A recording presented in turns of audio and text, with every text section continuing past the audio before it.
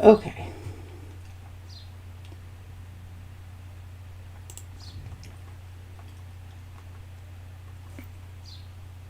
Let me hide this.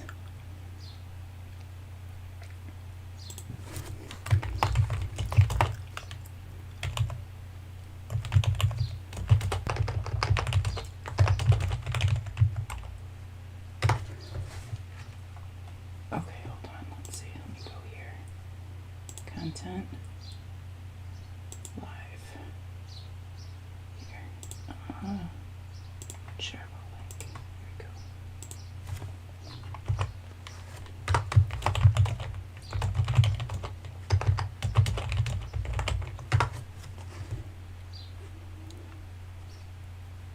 Okay, so you can see, can you hear me? That's the big question. So can you hear me? Because I literally was talking. Okay.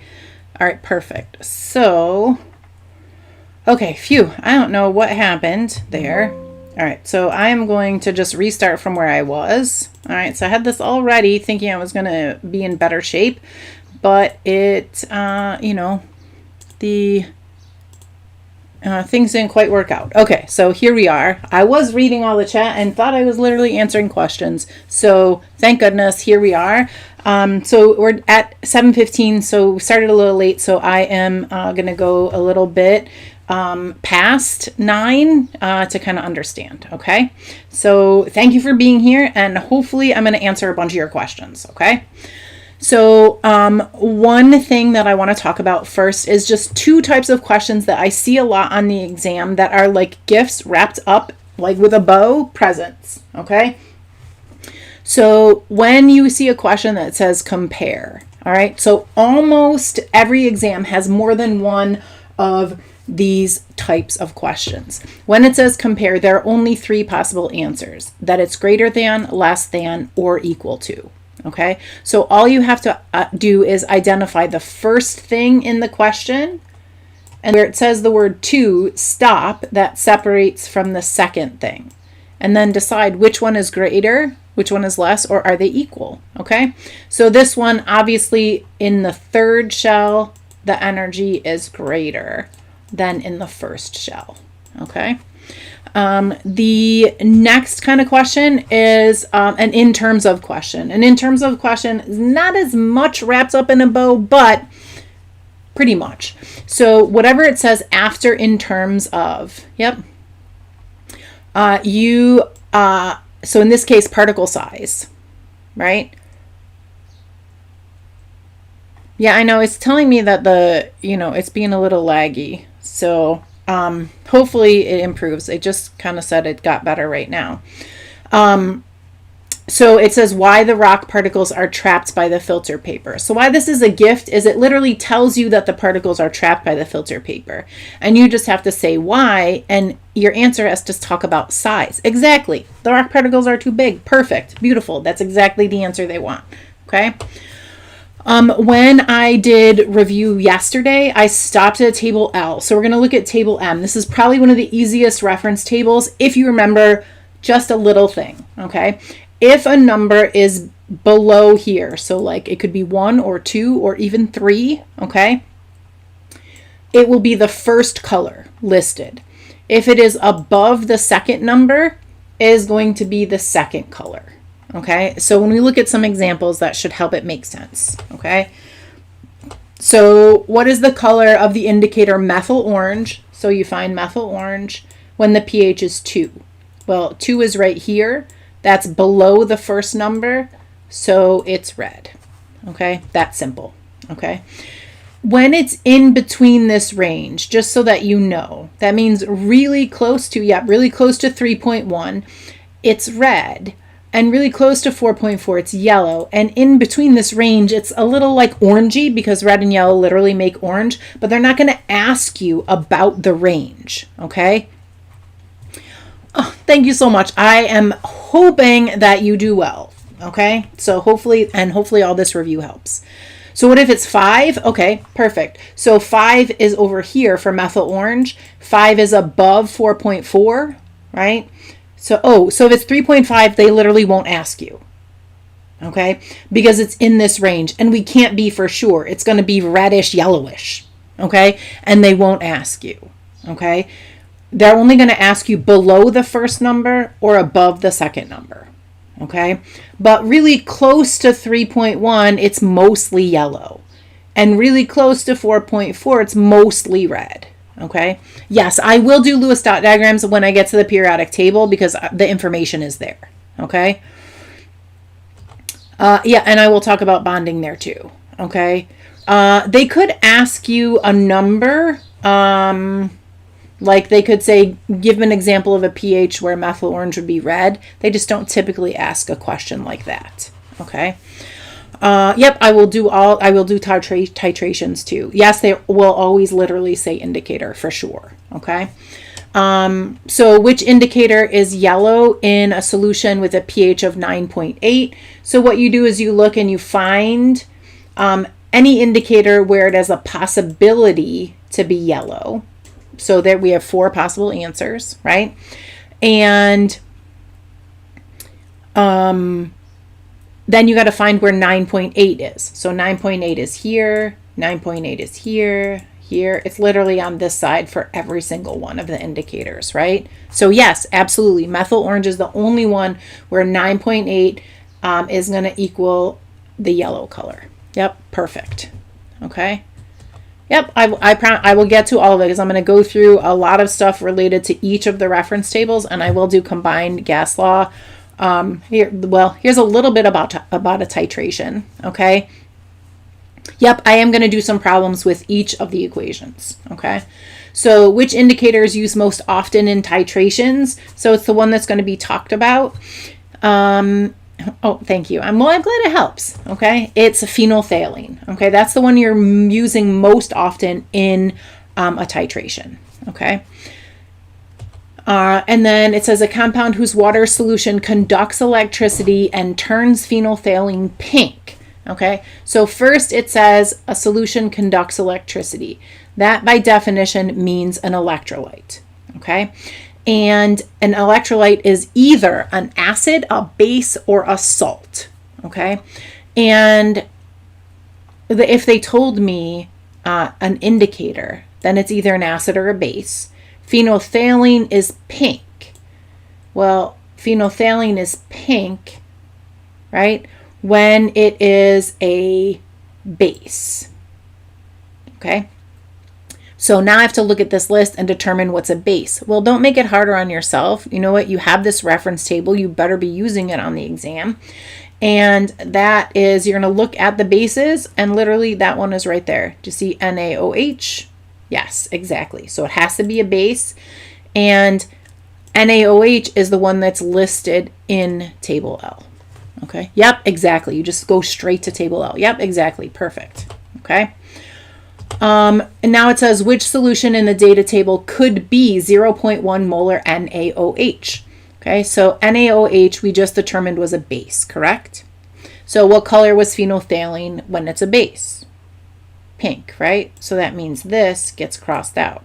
So now which conductivity describes a base? Is a base a good conductor or a poor conductor? Yes, the lower the pH. So here, and I see your questions coming, but let me just get this. So the pH goes from 0 to 14, 7 in the middle, closest to 0, strongest acid, closest to 14, strongest base. No, not always, because you could have something that is an organic alcohol like CH3OH. That's an alcohol, not a base. All right, so easy way to tell is if it has OH, check and see if it's combined with carbon.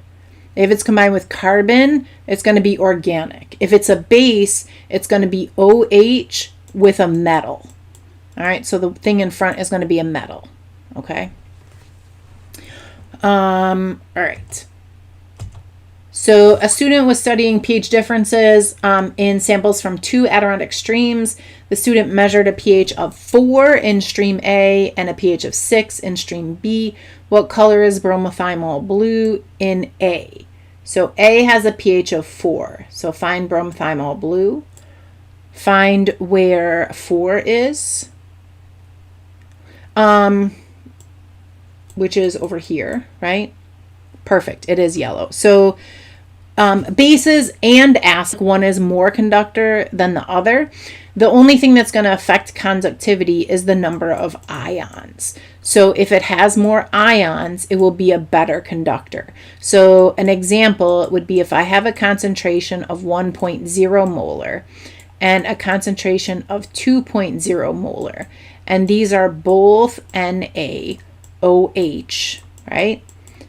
This concentration will be a better conductor because it has a higher concentration. Okay. And yes, you were all right. It is yellow here. Yes. So let me go this way. This one here.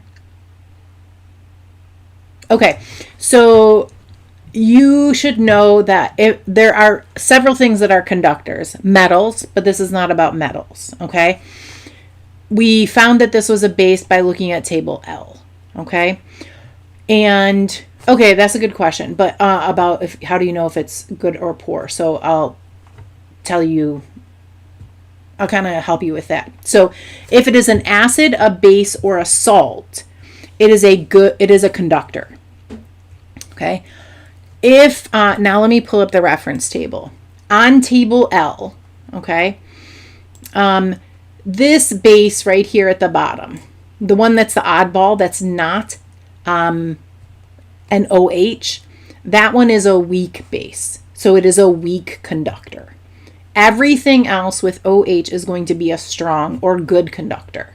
Okay. And then here, when we look at table K, things at the top, like hydrochloric acid, those are strong conductors. And things at the bottom, like ethanoic acid, acetic acid, that's vinegar, okay? That is a weak acid, a weak conductor. So yes, you will get a periodic table. So you don't have to you can't bring your own anyway. Even if you did, you can't use it. You will get one to use on the exam, okay? I know the stream kind of keeps going in and out. I don't know. It's like a YouTube thing. It wouldn't even let me do it from the other one. So, okay. So let me go back here. Hopefully, did that help with this question? Hopefully. If not, let me know. But I think that hopefully cleared it up a little bit. Okay. All right. So the screen isn't very visible. All right. I know. You know what? After the stream, what I could do is just share a link. I'll put it in the description. I'll share a link to this presentation. Okay, so that at least you'll be able to see the presentation. Okay. Okay. So table. Yeah, basic, not totally in order from strongest to weakest, but the strongest ones are at the top of the table and the weakest ones are at the bottom. Okay. For table N, which is half-life and decay mode, it uses this vocabulary word, nuclide, which they don't use a lot, but they have used on the exam. And it basically means a literal specific nucleus. So a gold nucleus that has 198 as its mass number. Okay. So literally it tells you what a nuclide is if you get that word and and get confused. Okay. So it says which radioisotope undergoes beta decay and has a half-life of less. What beta decay is. So I'm going to pull up the reference table. Table O has beta particles right here. Okay. Another word for beta particle is electron. So just as a fun fact to remember, you should know that. Okay. So I'm going to look for something that has beta, right? And then I'm going to scan down and I need a half-life of less than a minute. Okay. So it has to have beta, right? So the B negative, and it has to have a half-life of less than a minute. Okay.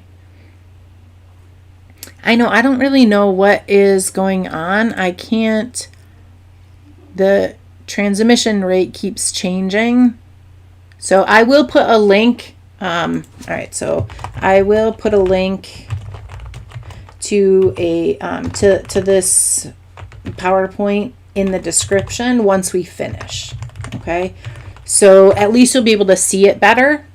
Okay, yes, absolutely. So when you write it, nitrogen, you're right, is right. Nitrogen 16, you can't just write nitrogen. You have to write literally like this, nitrogen 16, or like this, nitrogen 16.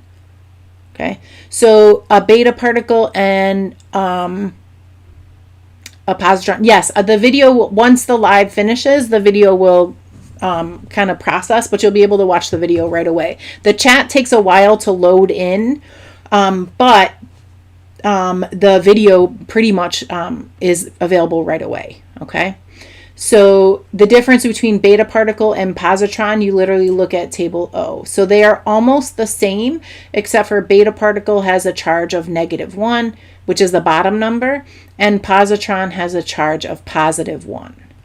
Okay, so that is literally the difference. Basically, a positron is a positive electron in like simple terms. Okay. Okay, so yes, nitrogen 16. So notice I didn't just say nitrogen. If you just write nitrogen, you are literally wrong. Okay, you have to write exactly what it says on the table. Okay. What is the decay mode of radon 222? So this is just really quickly. You just scan down till you find radon 222 right here. Right? And then what is its decay mode? It's this. Okay? Yes, you got it. B plus is positron and B negative is beta. Yep, perfect. Okay? So it's alpha. Now, if you're like, I don't know what that symbol is, right? You could write literally that symbol. What else could you write? You could write alpha particle. You could write any of this notation. That would all be acceptable. Okay. Yes, you can write N-16. That absolutely is okay. All right. But you just can't write singularly N. Okay. So, yep, it's alpha. Okay. What is the half-life of hydrogen 3? All right. So find hydrogen 3 in the table, right? And then I'm going to look for its half-life. All right. So this is a pretty straightforward question, right? So it's just copying it straight down, right? Now, which radioisotope? You can write the A, but you can't write it like, you can't write the A like this, like as an A you'd write, okay? But you could write the alpha particle way, okay? So you just have to be careful, but the A is okay as long as you write the Greek literal alpha letter. Okay.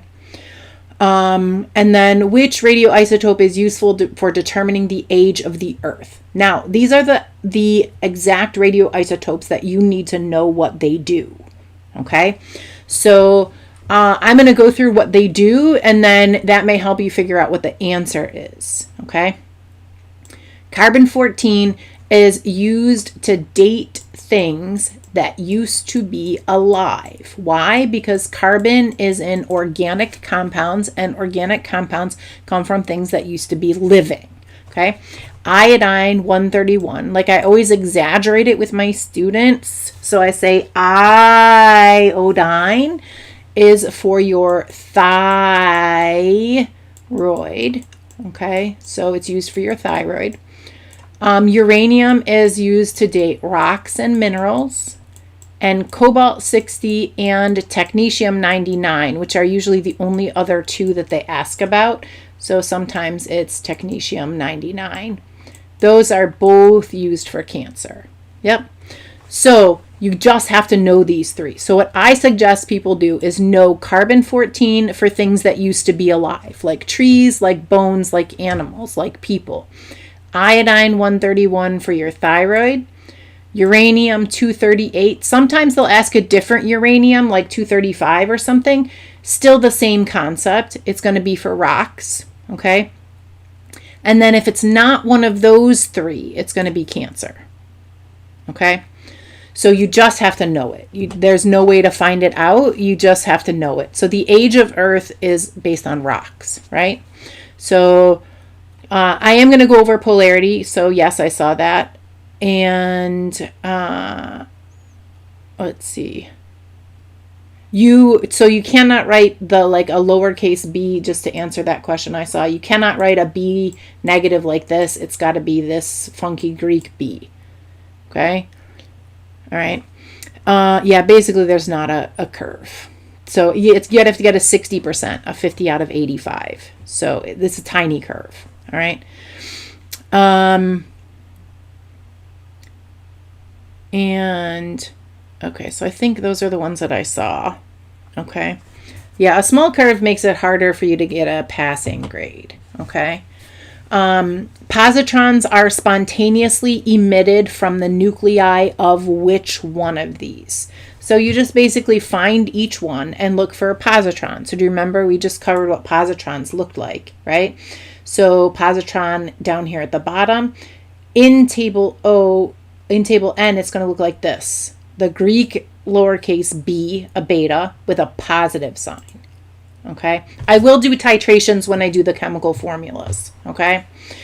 And so you just got to find which one, right? So you just find each one. Potassium 37. Yep. There we go. It's potassium 37. Yeah, I am going to go over equations. I promise. Okay. And yes, I'm going to do half-lives. We're about to do it actually in a couple.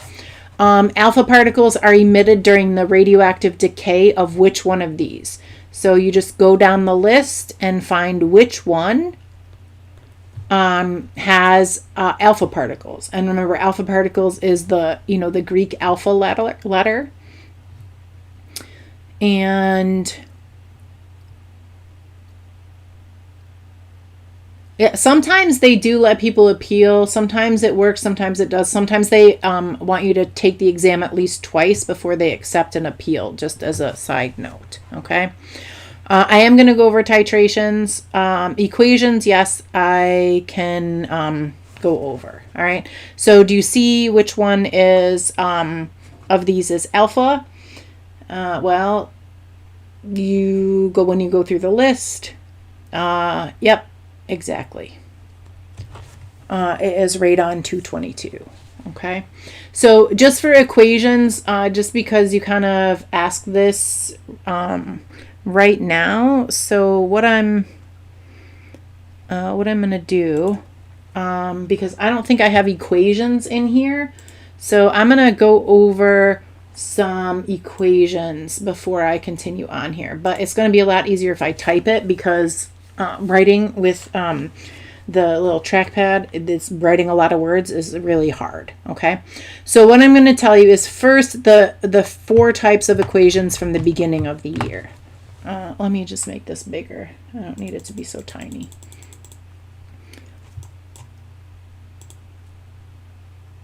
Okay, so we have single replacement. It could also be called single displacement. Okay. And it is a reaction where you have like an A, B. So A and B are connected. And then you have a single element, hence the name single replacement.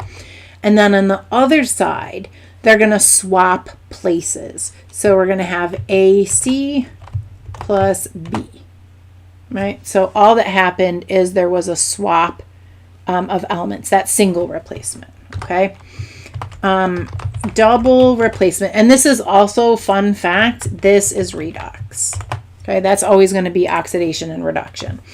Double replacement, same thing, or double displacement is going to be like where you have 4 things. It's a whole bunch of compounds. So A, B, C, D, and then they're going to swap places. So I'm going to end up with A is partnered with D, and C is partnered with B. So there's going to be a swap, okay? And so those are the first 2 kinds. Then there's synthesis. Synthesis means to build. So that's taking two small things, A plus B, and putting them together, AB. All right. And then we have decomposition, which is the opposite of synthesis. So we take things that are already put together and we break them apart like this. Okay. So those are the basic kinds of reactions, and then there are organic reactions. Okay, so organic reactions are different. So organic reactions, I tell my students to remember this phrase: PS faces. All right, so I'm gonna make this a little smaller so we can kind of see them all at once. You could kind of see what I'm talking about. All right, so PS faces. So here we go, almost.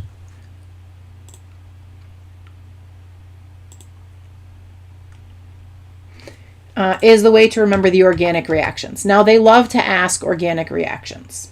So if you don't know organic reactions, you should, okay?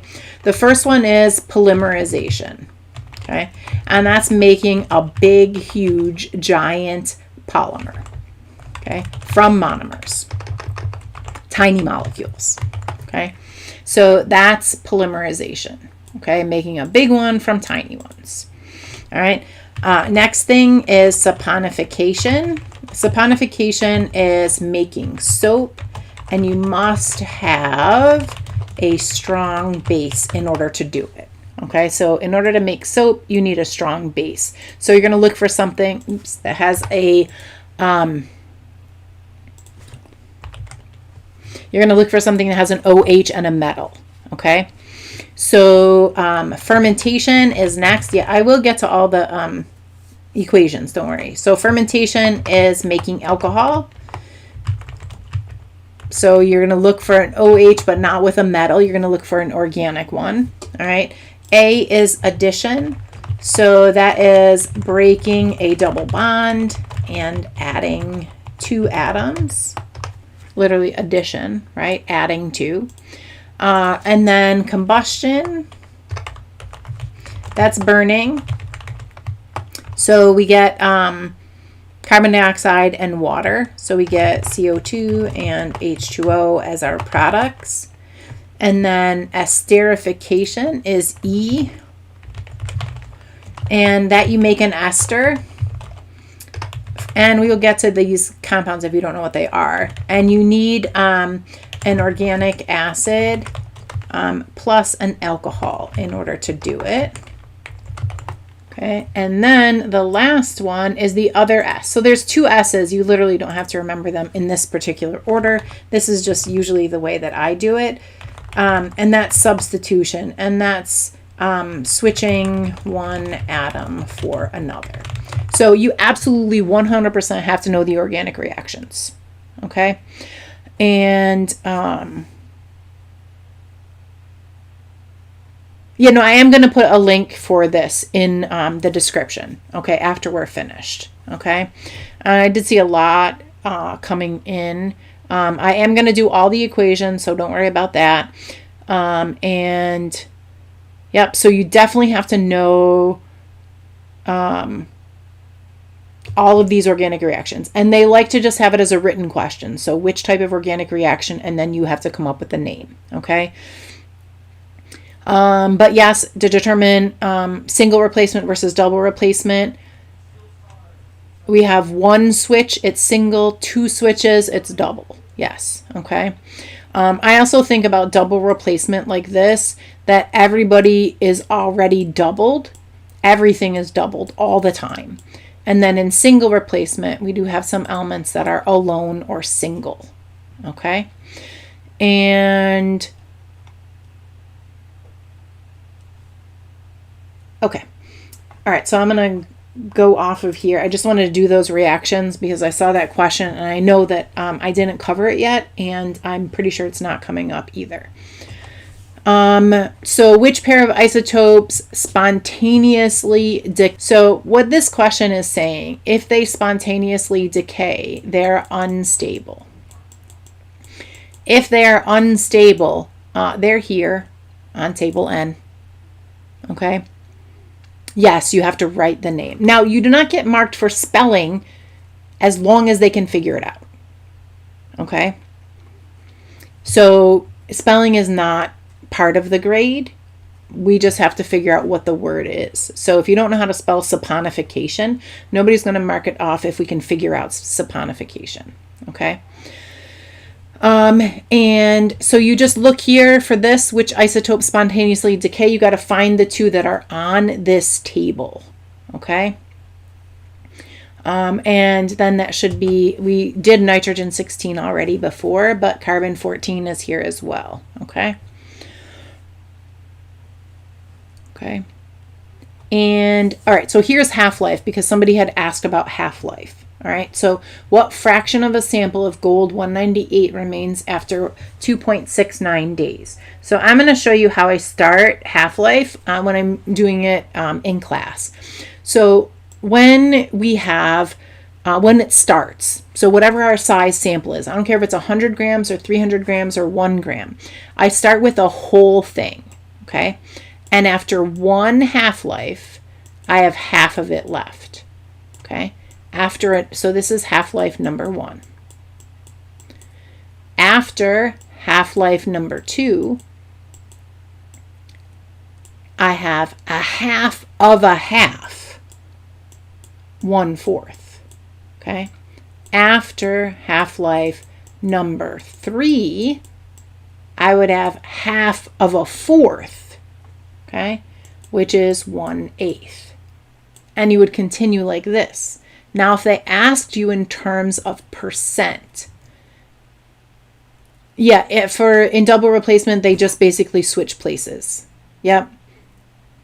Yep, because the positive one has to come first and the negative one second. Yep, exactly. Okay. And so let me just do one more and if it was half-life number 4, we would be at 1/16. Now, in terms of percent, because I can't guarantee they're going to ask a fraction question, the whole thing is 100%. So what's this as a percent? 50%, right? And then what's this as a percent? 25%, right? So you keep taking half and continuing, all right? So now I'm looking for gold 198 on this table. So I got to find gold 198, right? Literally the first one. I look at its half-life. Okay, it takes 2.695 days. So that means this half-life number 1 took 2.695 days. This half-life took 2.695 days.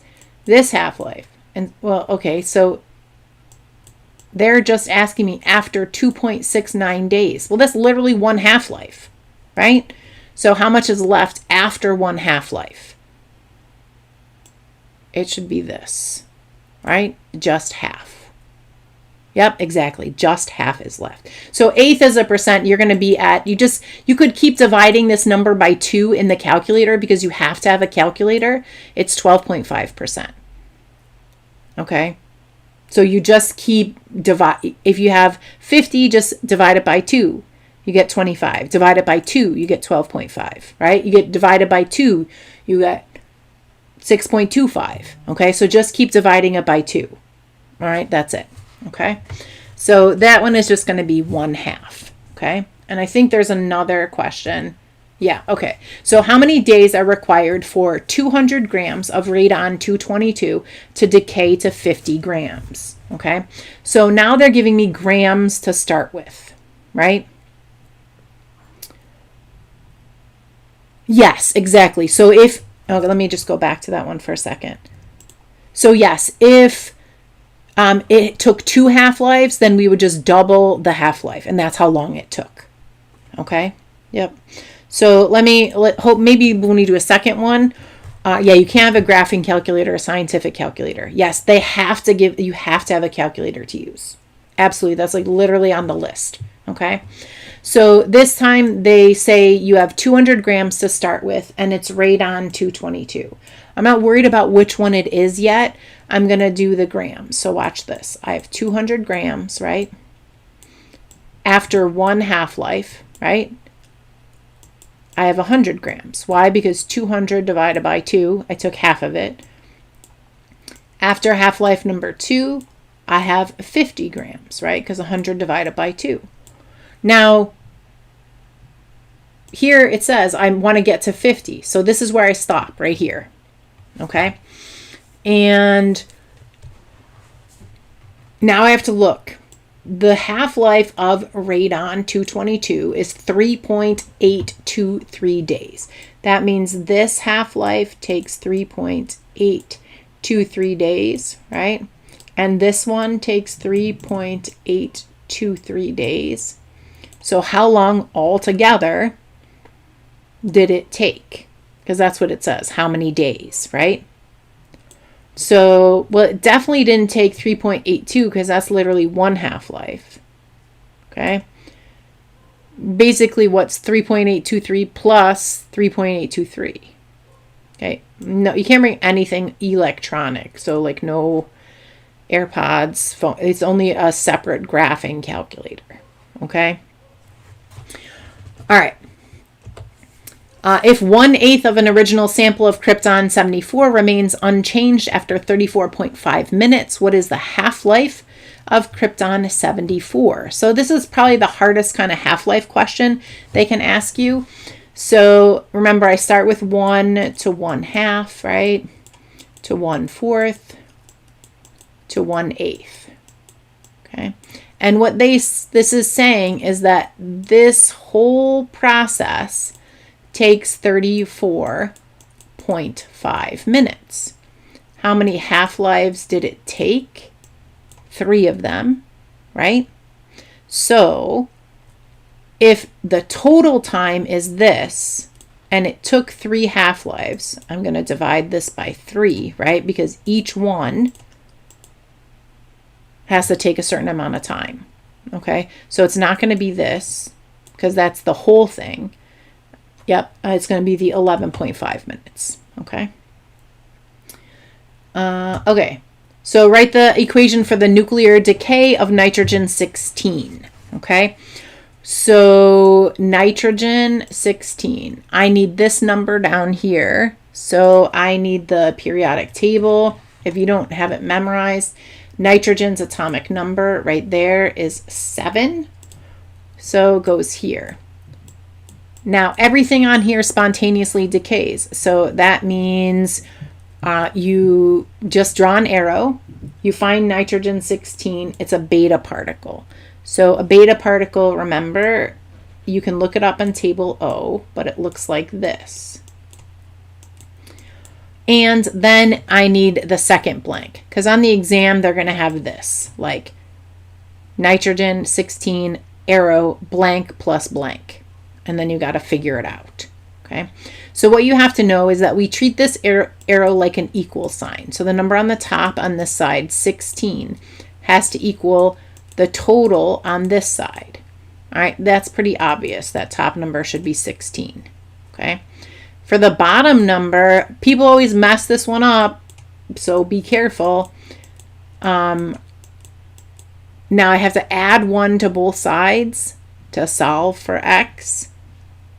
So, well, this 7, that's the atomic number for nitrogen. That's just how you write the isotope notation. So the symbol, the top number is mass number, bottom number is atomic number. So I just looked it up on the periodic table. Okay. Now I have to add 1 to both sides. So here, going back to this, add 1 to both sides, I get an 8. But every single one needs a number on the top, a number on the bottom, and a symbol. A number on the top, a number on the bottom, a symbol. Number on the top, number on the bottom. And here's why I say be careful, because that's a -1. Because 8 plus -1 does equal 7. Okay? Now go to the periodic table, and what element has an atomic number of 8? Oxygen. Yep. So now I have top number, I have bottom number, now I have symbol. Okay, so that's it. Okay, so table O we've kind of looked at a little bit. Things that you should know is the top number is the mass of the particle. That you have to remember. Yeah, you can always retake it, the exam. The bottom number is the charge. Well, because just to answer that, how do you know to use the beta particle because nitrogen-16 says it uses the beta particle. If it used alpha particle, I'd have to use something else. Okay, yep. So which particle has the greatest mass? Easy peasy question. Look at the particles. Which one has the biggest number on top? Okay. So when you look, biggest number on top is going to be an alpha particle because it literally has a 4. Okay.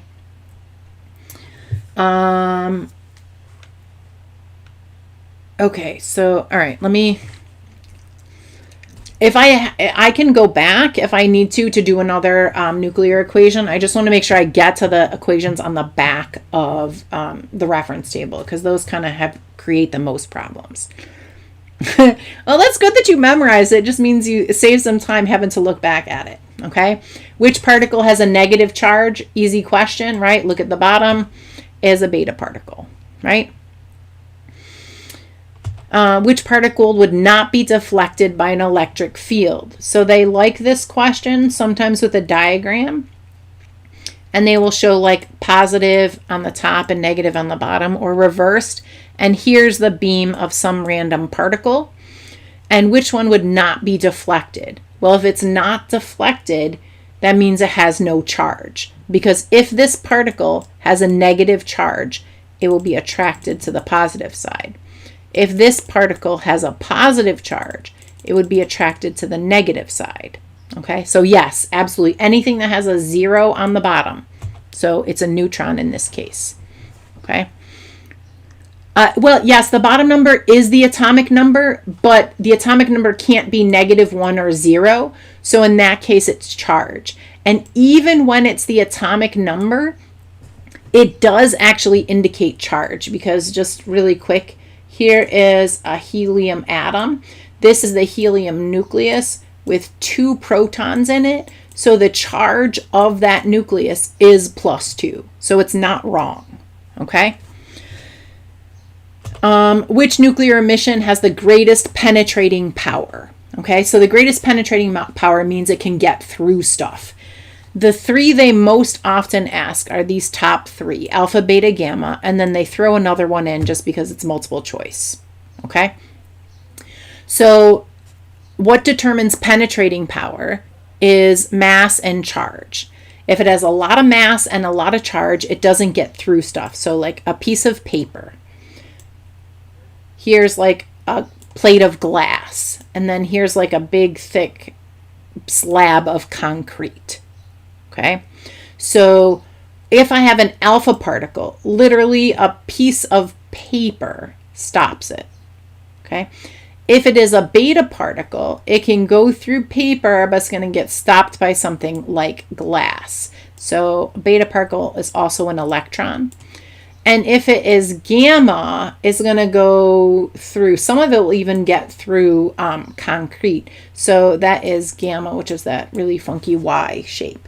So greatest penetrating power is going to be gamma. So no, beta is always in the middle. So the answer is always going to be, when they ask the greatest or the least, it's either going to be alpha or gamma, always. Alpha has the greatest penetrating power. The gamma has the greatest penetrating power. So gamma, greatest penetrating.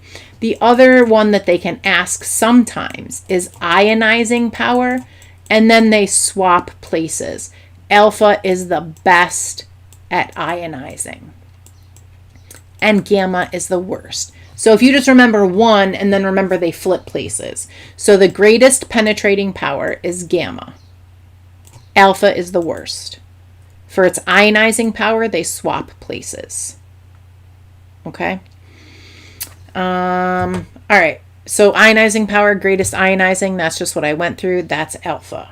Okay. Least penetrating power, that's alpha. Okay. What's another name for an electron? I said it already. Hopefully you were listening, or you already knew it, right? So that is a beta particle. A beta particle is an electron. Okay. Which one did I circle?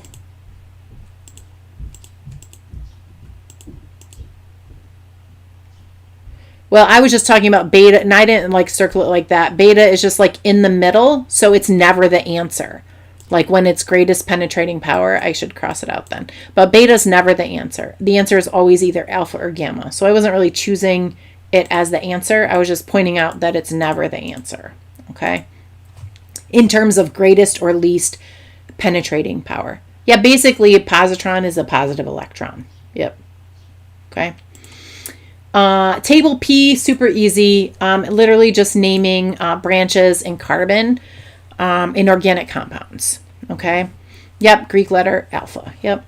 So which substance has the greatest number of carbon atoms? So you just literally look, go down this list, right?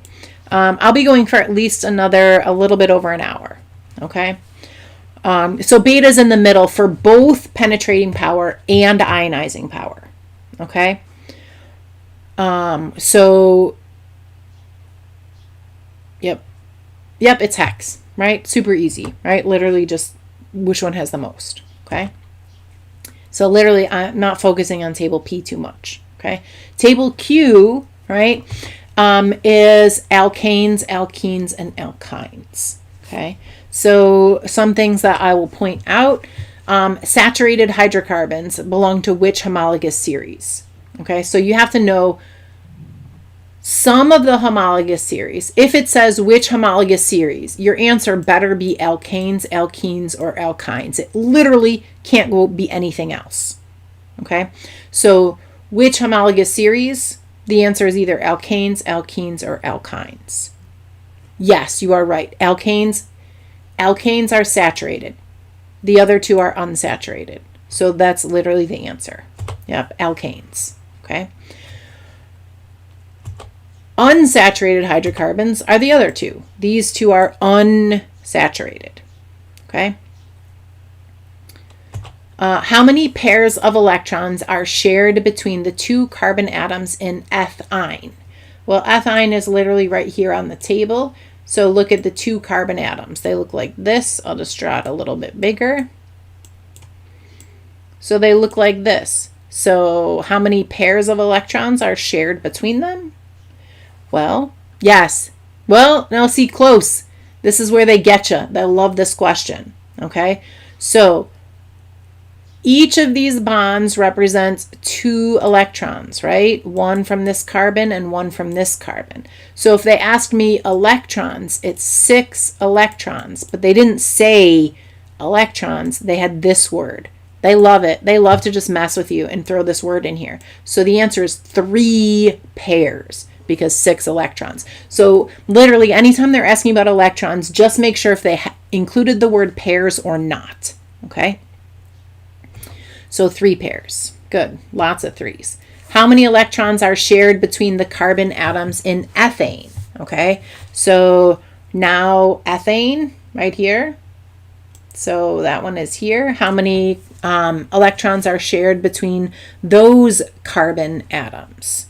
Okay. This time they didn't use the word pairs, right? They just said electrons. So see, they just love to try and throw you off. So yes, each bond is 2 electrons. 1 pair, 2 electrons. But since they asked electrons, I have to say 2.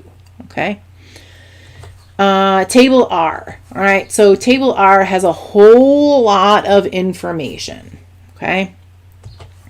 So here's a question you could get. Which class of compound? So if this is the question, literally the title of this column says class of compound. Your answer better be something in this column or you literally are wrong. You can't be right if you write something else. Don't write something from this column. Don't write something from this column or this column. It has to be from here. Okay. Now I need to find where it says COOH. Okay. That's the functional group. So you start scanning through the functional groups. Well, they could ask you, just to answer your question about electrons and carbon atoms, they could ask you about any bond. Most of the time, they're going to already give you a picture of it, but they could ask you in any bond. You just have to be careful if they ask electrons or electron pairs, okay? Yes, exactly. The only one that has a C, an O, and an OH is organic acid. Okay, that is the only acceptable answer. Okay, and you have to include the whole thing. So write it exactly as it looks right here. Okay. What is the functional group for an alcohol? Again, it asked for functional group right here. Your answer literally has to be what is something from in this column. Do not write anything else. This column, ignore it. This column, ignore it. This column, ignore it. Only use it to find the right row. Okay? And you literally are going to write exactly what it says. Okay? So it says this. So that is exactly what you need to write on the answer. Yep, and I see lots of people doing it. This. Yes, I always just say write exactly what it says for functional group. Okay? So it has the dash, write the dash. Just copy it exactly. Don't get funny with it. Just, I don't think you have to necessarily include the dash. Like, I don't think they will mark it wrong. I just tell my students literally copy exactly what it says in functional group. Okay? Some of the questions are on the Regents this simple. It's just that it gets, as you start reading the questions, it gets overwhelming and then you forget that there are simple ones. Okay? The organic compound represented by the condensed structural formula. This belongs to what class of compound? Again, here we go. Yes, you do have to draw structural, and I'm pretty sure I'm going to get there as an example. So my answer needs to come from this column. So that means this column is not the answer, this column is not the answer, and this column is not the answer. It absolutely is hard to understand the Regents wording sometimes. Okay? These literally are all Regents questions that all come from exams. Like, I didn't just randomly write these questions. I pulled them all from Regents exams. So yes, they do literally ask these questions. So what I'm going to use for this one is go down the example column and look for something that is going to have this at the end. Okay. Now, it might not be written in exactly the right order. Okay. But I need to have this, a C, an H, and an O. I could use the functional group to like help me find it, okay? And yep, exactly. You got it. It's, and I add an extra C here. Yep, it's an aldehyde, okay? So it's just a matter of looking for the right matchup, okay? What functional group is present in dipropyl ether? So again, look at the name. It ends with ether. Look at the example, ends with ether. Write this, that. That's literally it. Okay? Well, to answer your question about the aldehyde, this is just one example. All of these examples here have only 3 carbons. But they could have 1, 2, 3, 4, 5, 6, 7, 8, 9, 10, however many carbons. This just gives you one example. So the one on the exam is most likely not going to have 3 carbons, but it's going to have the same kind of setup. Okay? Yep. Okay. Now let's look at the, here, let me go back to, I'll do a structural formula. So if I had to draw this, dipropyl ether, because I'm also going to cover something else. Okay? So ether, I'm going to draw this functional group.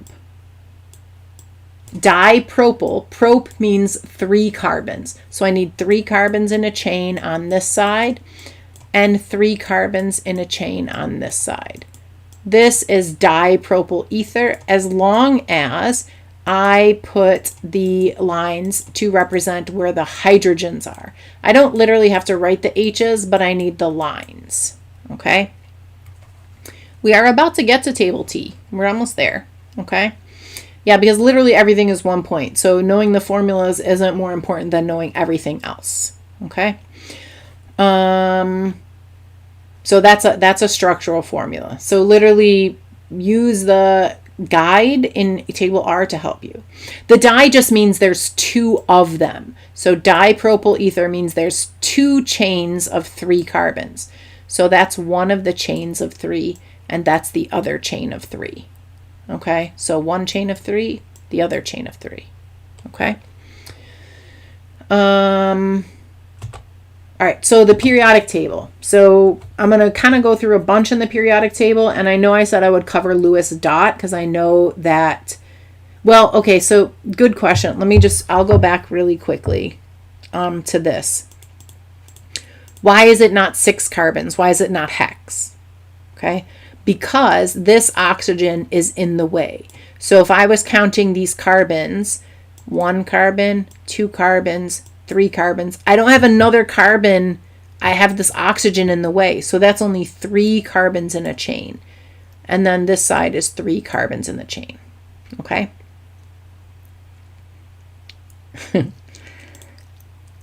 Okay.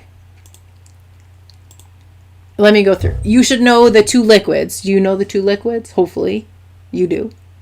Okay. Right there. Bromine and mercury. Only way they could mix it up a little bit and confuse you if they said which of the following is a liquid conductor at STP. So that would be, a conductor is a metal, so that would be mercury. Okay. I put so many C's because it was dipropyl, so I had to. 2 groups of 3. Okay.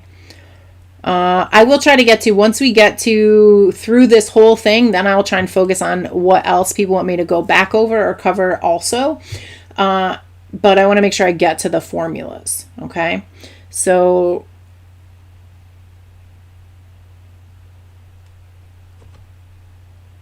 I will try to pull up, most of these are all questions, just some of them I just know the kinds of things they ask. So you should know, I'm going to do a Regents like question by question because I have literally videos that go through the Regents question by question. I'm just trying to focus on like grouping the content together here based on the table.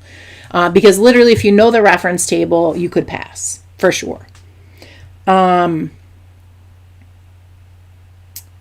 No, propyl means 3, so that's why it's 3. ETH means 2. Okay. The gases are these ones. Okay. Noble gases, obviously, in group 18. And then these are the other ones. Okay. So you should know those. Okay. The diatomic elements. So there's a phrase to remember the diatomic elements. Is Brinkelhoff, like this, Brinkelhoff.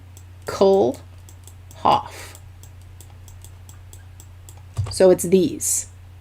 Okay, so I just typically remember it's the, I remember Brinkelhoff, but also it's the halogens, these 2, and hydrogen. Okay, yep, I am going to do all of that. I'm going to do all the locations of the groups on the periodic table. Okay.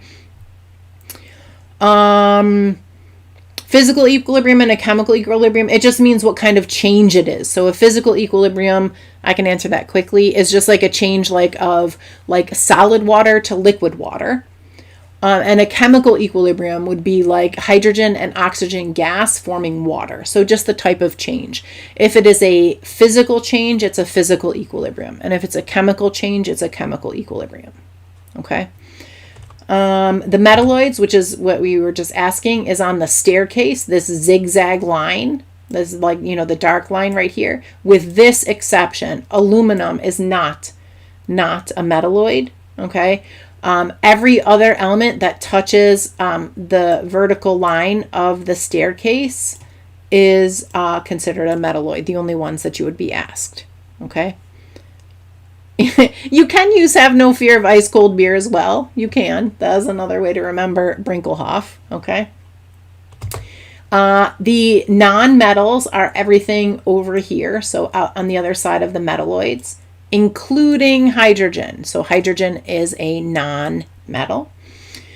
And then the metals is literally everything else. So almost all of the periodic table are metals. Okay. And alkali metals right here, group 1, do not include hydrogen. Hydrogen is a non-metal over here, technically is where it belongs. Okay.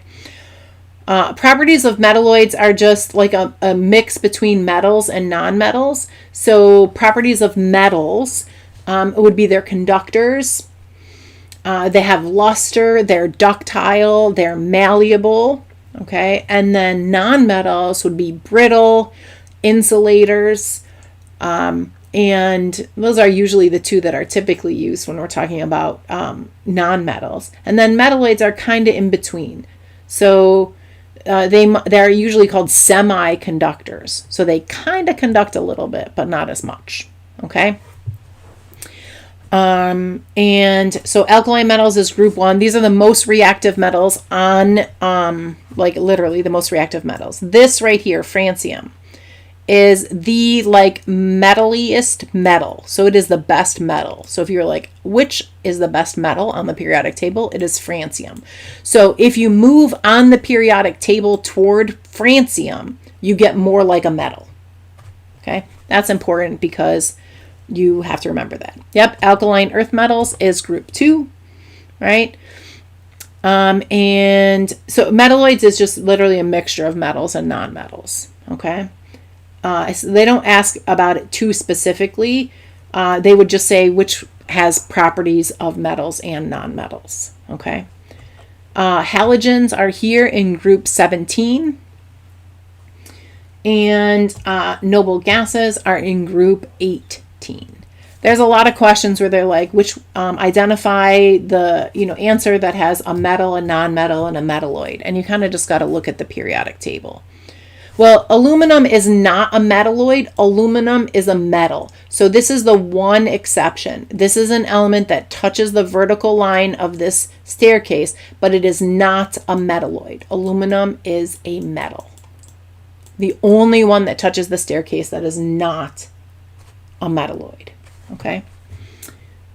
What is the total number of protons in the nucleus of an atom of potassium-42?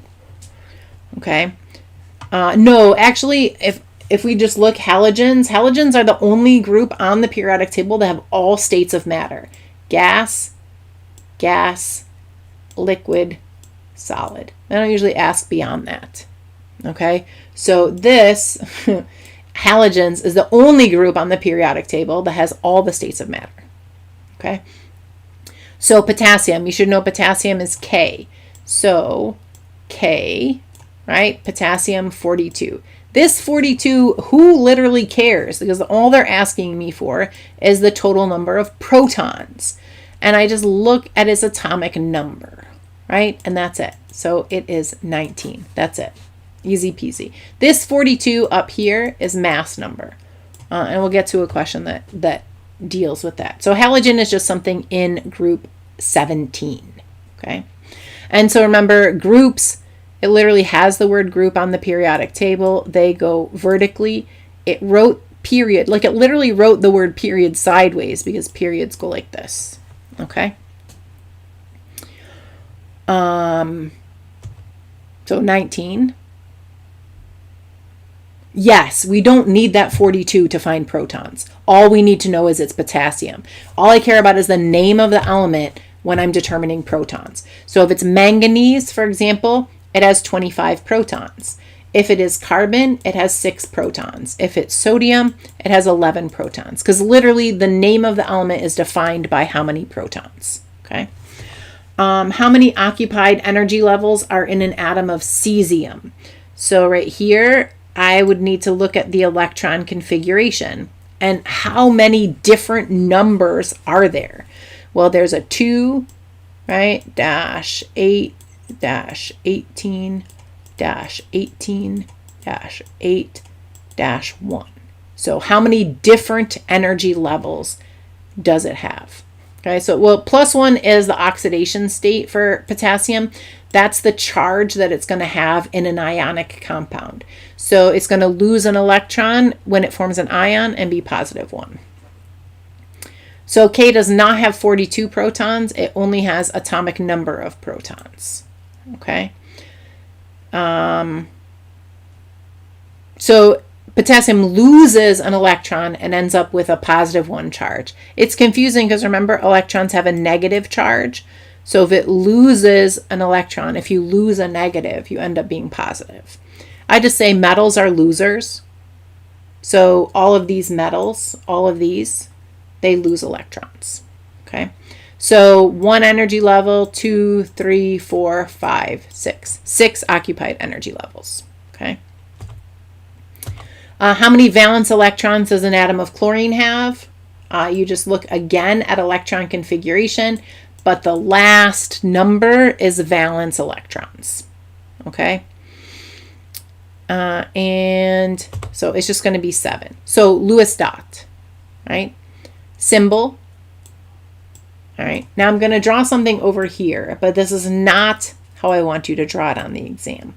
What I'm going to do is imagine that chlorine is in a box and it has 4 sides. That is where I need to put the dots. Okay. So it has 7 valence electrons. So I'm going to start 1 valence electron. I always start on the top. You don't have to. Okay. But that's where I always start. And then I'm going to go around and add 1 dot to each side until I get to 7. 2, 3, 4, 5, 6, 7. So do you see how each one of my dots, I was imagining that it was touching the side of an imaginary box. The maximum number of dots you can draw is 8 because you can only have 2 on each side. Okay, so ionic Lewis dot and covalent Lewis dot. That's a good question. So let me show you. If I had a chlorine and then I had another chlorine, okay? 1, 2, 3, 4, 5, 6, 7. Excuse my dots, okay? What you need to know is that unpaired electrons will bond, okay? So this chlorine and this chlorine are both nonmetals, right? 2 nonmetals form covalent, okay? So when I do a covalent Lewis dot, I only have 2 atoms, so I'm just going to draw a line and connect them. That line is really this unpaired electron and this unpaired electron forming this bond, okay? Do I have any other unpaired electrons? No, I don't. But in order to get it correct on the exam, I have to add the paired electrons that didn't bond, okay? So that is what it would look like for chlorine, okay? And then if I was doing it for an ionic compound, so a metal, let's use K and Cl, a metal and a non-metal. Yes, yep, exactly. That's it. That's how you figured out how many dots. So when you have an ionic compound, a metal and a non-metal, okay? So potassium started like this. Potassium has 1, so just 1 dot. Okay, chlorine, we already know what it looks like. It has 7 dots. Okay, you know how many dots you look at the last number in the electron configuration. That's valence electrons. Okay, so now when we looked at K, we already kind of looked at its charge before. It says +1. Okay, so +1 means it loses an electron. So that means I write K again, but with literally no electrons because it lost it. But I can't just write K because that just looks like I was writing regular old K. So what I do is I put it in brackets and I put the charge. So +1, 1 plus, or just a plus, no one cares. Okay. Now how do I do chlorine as an ion? Okay. It's -1. Okay. So since it's -1, that means it gains 1 electron. Okay, so if it gains 1 electron, that means it had 7 and now it has 8. So I draw chlorine with 8 valence electrons, but I still have to put it in parentheses to say that I altered it, I changed it, and I put the charge, and that's it. You only use a charge when you are doing an ion. If it says to do the Lewis dot for an ion, that is the only time you need to do a charge. That's it. Even if they say potassium atom, it's this. okay? Potassium ion is this one, okay? Chloride ion is this one, okay? I know there's a lot more questions. I'm going to try to finish up. All right. Well, we'll see how much I can get to here. Yeah. Okay. The elements of the periodic table, this is the easy question, right? They're arranged in order by atomic number, but I don't know. This question is on pretty much all Regents exams. So if it was Lewis thought for carbon, it would be 4 because it has 4 valence electrons. So 1 on each side, like that. Yep. Elements in the same group. So this is important. Okay. So elements in the same group. I find this question repeated over and over and over and over and over again. So elements in the same group have the same number of valence electrons. So the bracket version to answer your question is just when it asks for an ion, when they're asking for either a metal or a non-metal ion. Okay. Then you only need brackets. Okay.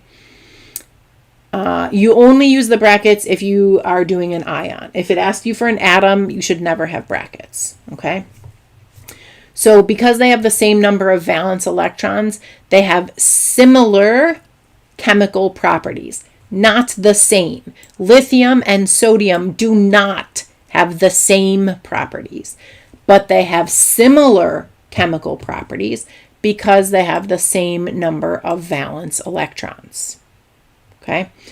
Nitrogen and phosphorus do not have the same properties, but they have similar chemical properties because they have the same number of valence electrons.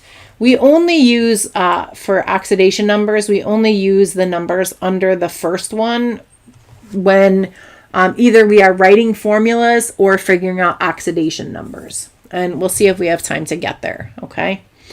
I'm going to have videos on my channel about pretty much every topic. I'm going to try to cover as much as I can. All right. In the same period, they have the same number of occupied energy levels. So do you see how lithium has 2 numbers? So does beryllium.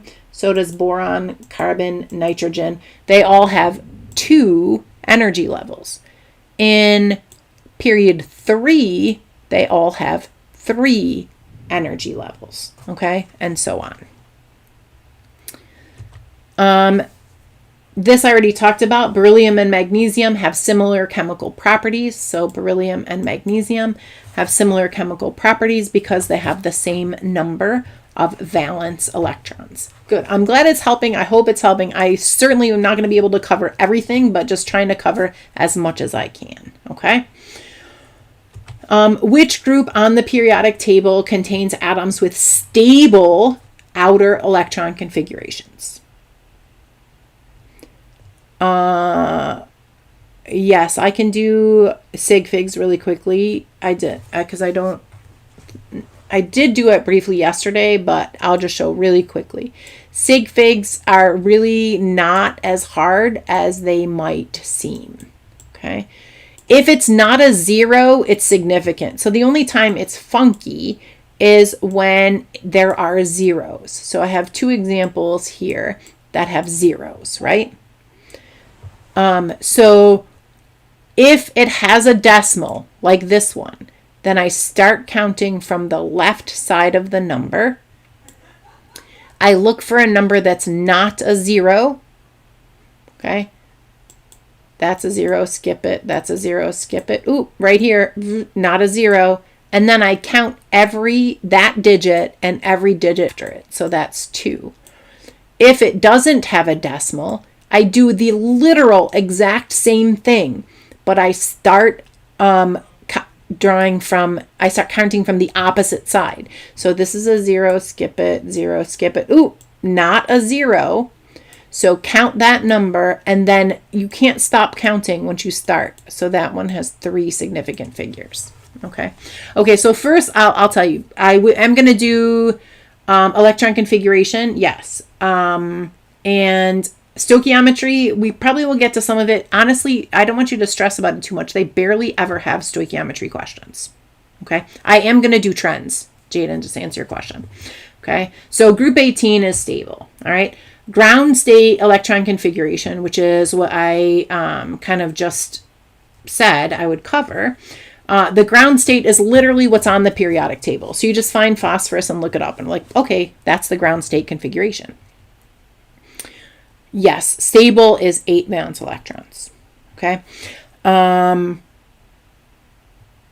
So I'm just looking at electron configuration. So here for ground state for electron configuration for phosphorus, it's just literally what's on the periodic table. Okay. Oops, let me go back. If it asks for, instead of ground state, it asks for excited state. So here's what you need to know for excited state. It is not on the periodic table. So most likely it's going to be a multiple choice question. You start looking at the answers. If it's an answer is on the periodic table, it cannot be an excited state. When it's excited state, what you do is you take one of the electrons and move it up a level.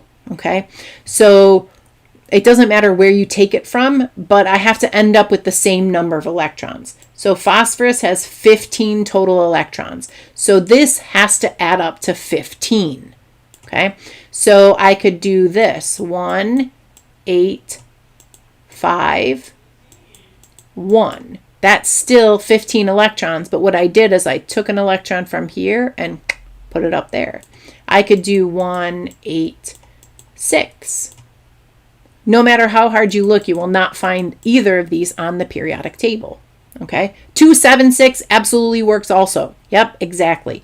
As long as it adds up to 15 and it doesn't look like this, right? And what you need to do is take an electron and move it higher. Okay, so you could do, there's a lot of options, but you need to take an electron and move it higher. Okay, so key takeaway is if it says ground state, it is on the periodic table. If it says excited state, it's not. And sometimes you kind of have to come up with it on your own. Okay, so most of the time it's multiple choice, but sometimes it's not. Okay. The most reactive metal I talked about before, that's francium. So anywhere you get close to francium, you are a better metal. Okay. The most reactive nonmetal, funny thing is they both start with F. So most reactive nonmetal, most reactive metal. Okay. I'm going to get to a little bit about polarity. So this one I just did already. So I'm going to skip that one. The element in period 4 and group 1. So I don't know, they love to do ones like this. Period 4, group 1. So then you find where those two meet, right? Right here. What would this be? That's a metal, right? Metals are on that side. No, I'm going to keep it public, so it will be there. Okay. So you'll be able to go back to it and watch it later if you want. Okay.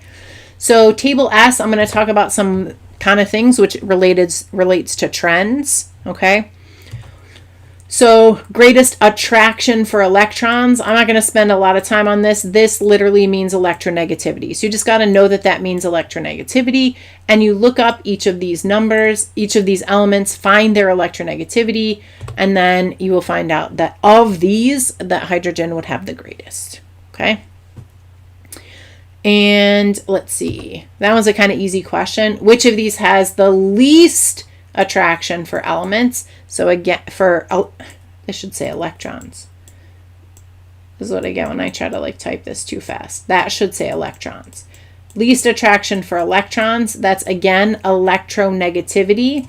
So you just look up all of these and then which one has the smallest electronegativity. Okay.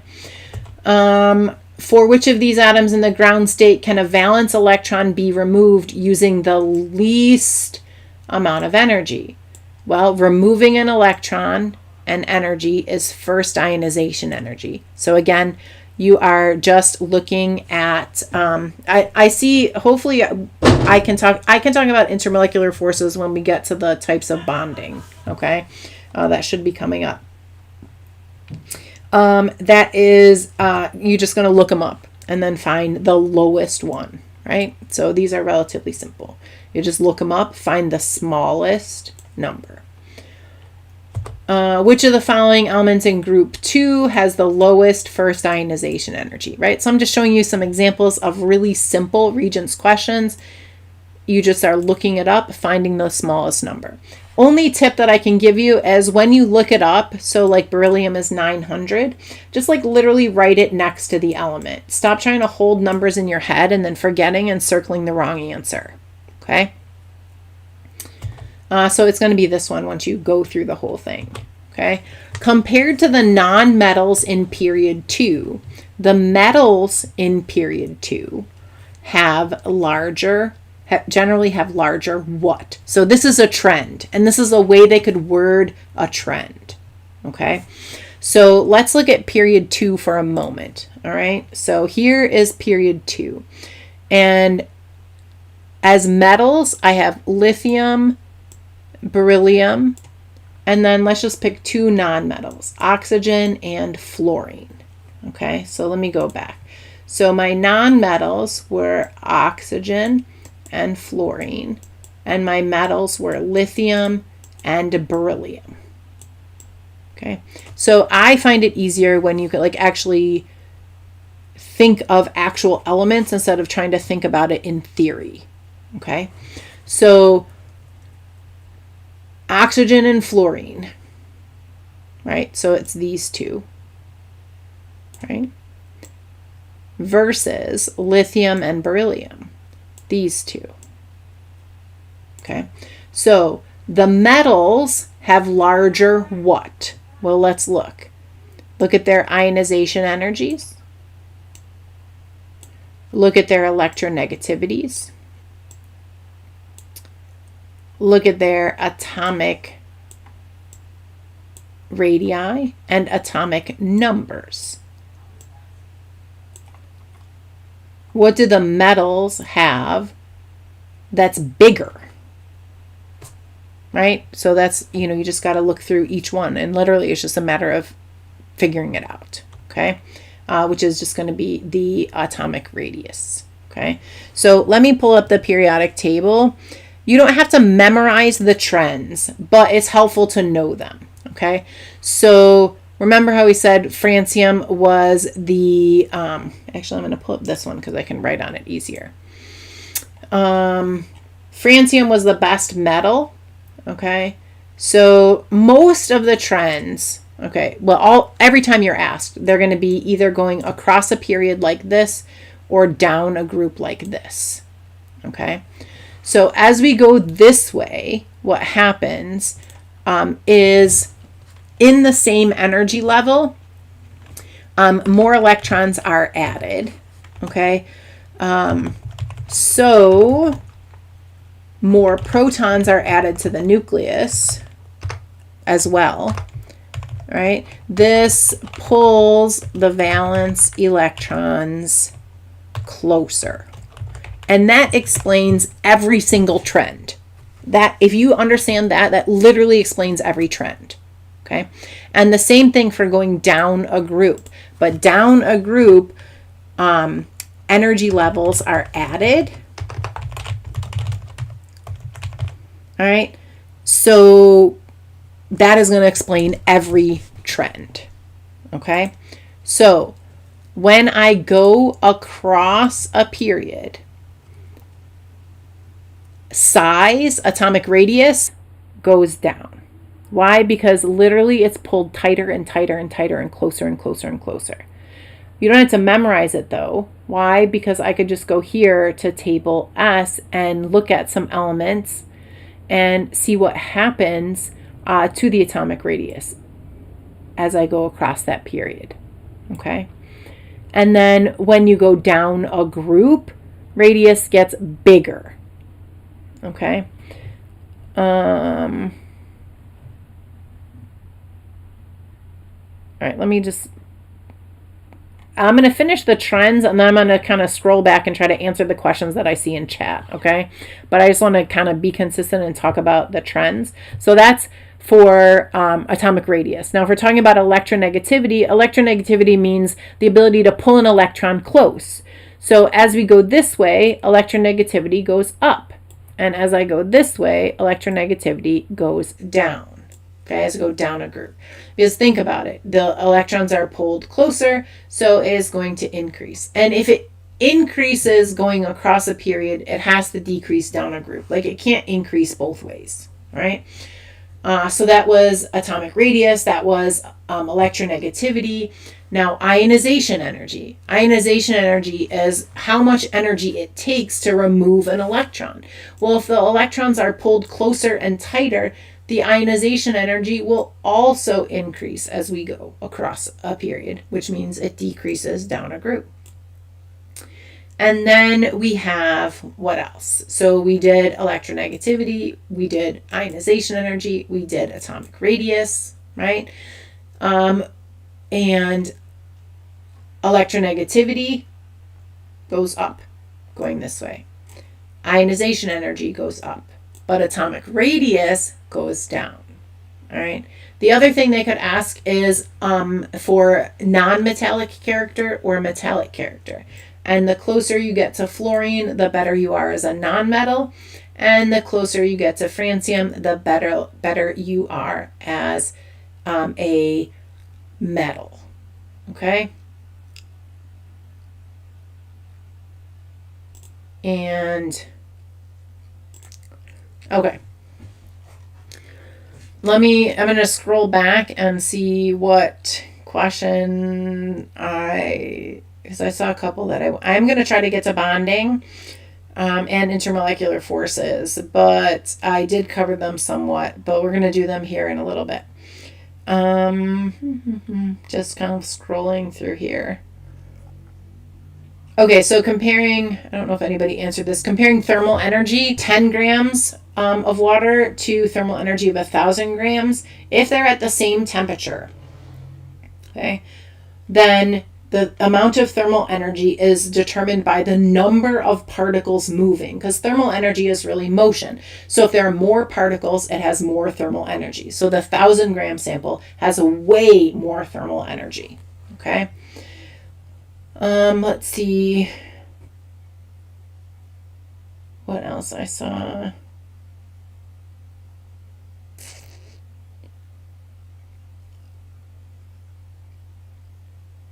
Okay. I know it's hard if you're not a good test taker, but all right, I think I kind of tried to scroll back. I didn't really see any more huge questions, so you can add it if you have it. If you like tag me in it, it shows up like highlighted for me, so I'll see it better. But I'm going to go back to this because here's bonding and polarity. Okay, so which of these formulas contains the most polar bond? So here's what you should remember. Electrons are involved in bonds. So if they're talking about the polarity of a bond, it has to do with electronegativity. So what you do is you find the two elements and you subtract their electronegativities. So H is 2.2 for every single one, right? So then you find each element in table S. So for example, you find F. F's is 4.0, right? You find Cl, 3.2, okay? And then you have to look up, they're not on this page because table S has 2 pages, right? So you have to subtract them. So you're going to do 2.2 minus each of these numbers. And then to determine most polar, you just pick the biggest one. All right, but also fun fact, fluorine has the highest electronegativity. So it literally is going to always be the biggest difference.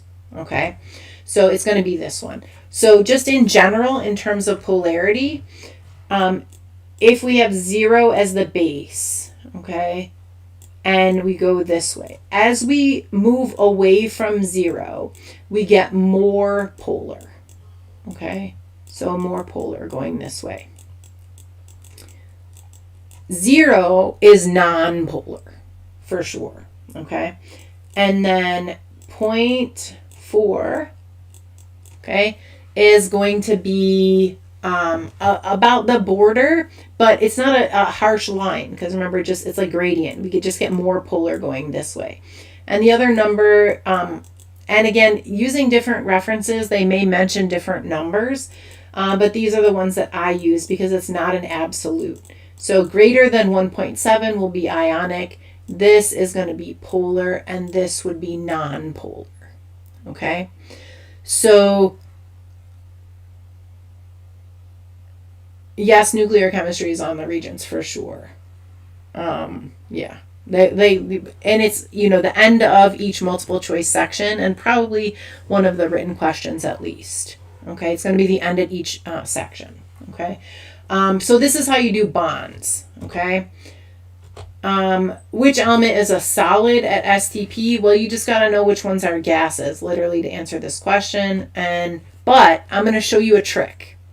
Okay, so we have melting point and we have boiling point, right?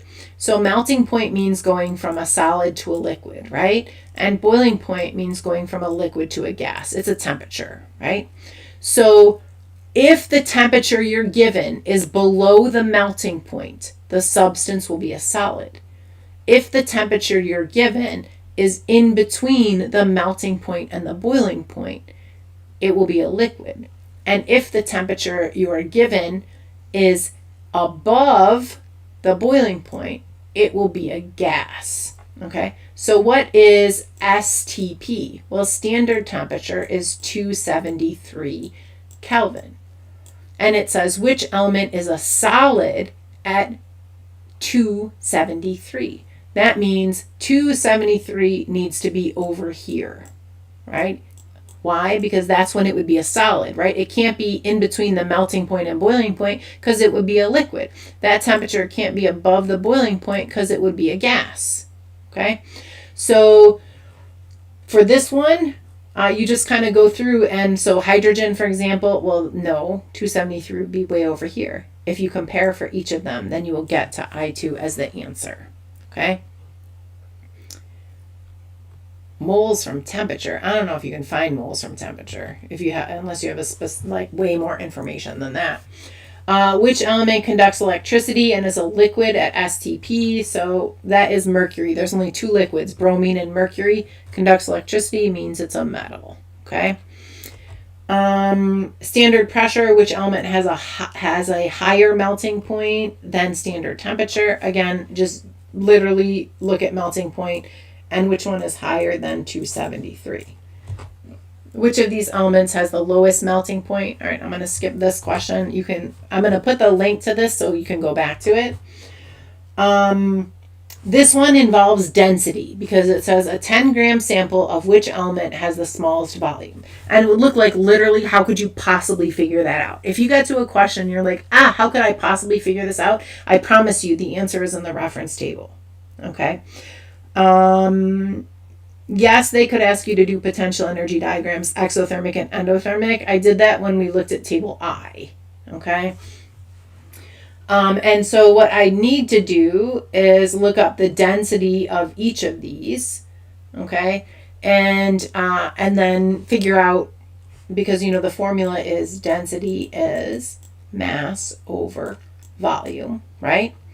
If the mass is the same, right? The mass is 10. Okay. And I want this to be a little number, right? Because I want this to be little, right? Then what do I want the density to be? Do I want the density to be small or do I want it to be big? Well, I'd want it to be small. Okay, so then basically I'm looking for smallest density. Okay. All right, so now we're on table T. So I'm just going to go have an example for each one, at least one example. So density, this one, you have two volume measurements. You just have to subtract. So like this, okay, and you get this, and then you literally just divide. That's easy, straightforward. That should be easy peasy density question. But you could also get a density question like this, where you're like, what the heck?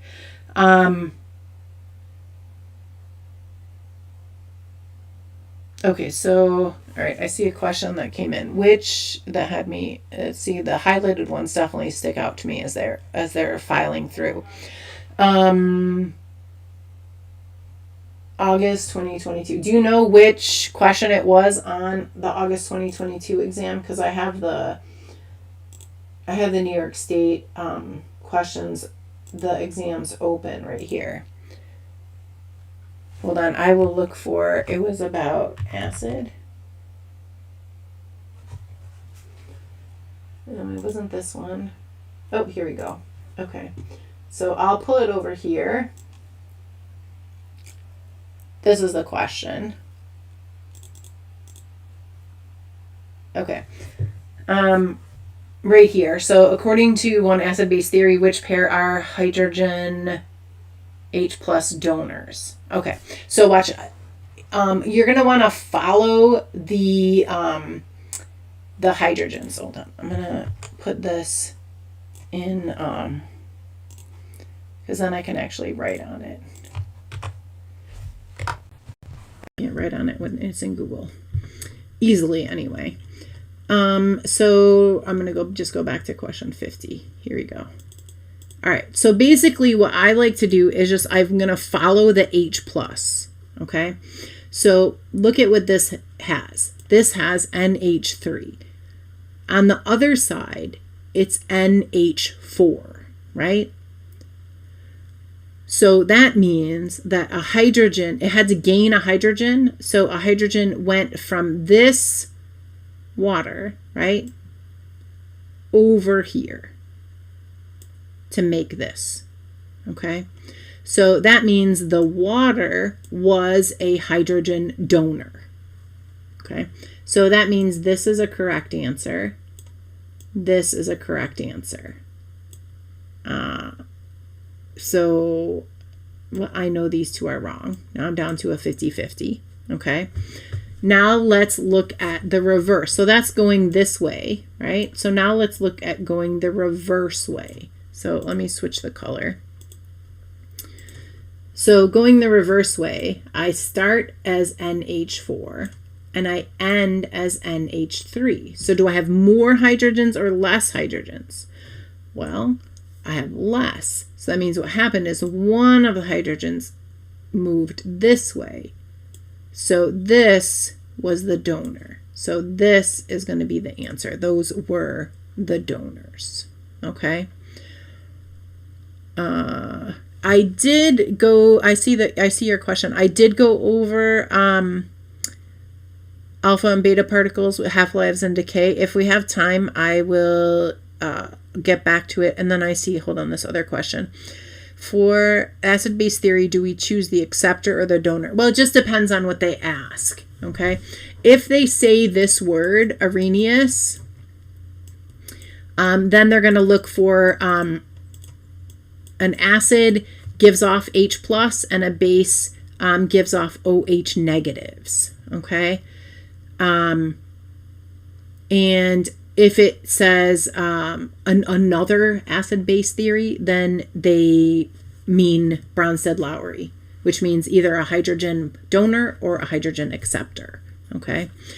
All right, let me finish the examples with the, okay, good. I'm glad that helped. Okay. So I'm going to finish the examples here with each of the formulas because I did say I was going to get to that. And then I could go and we could look at some of the questions if we need to, if there's a specific question, because I do have a video that goes through the whole thing. So I'm not going to do the whole one. Okay.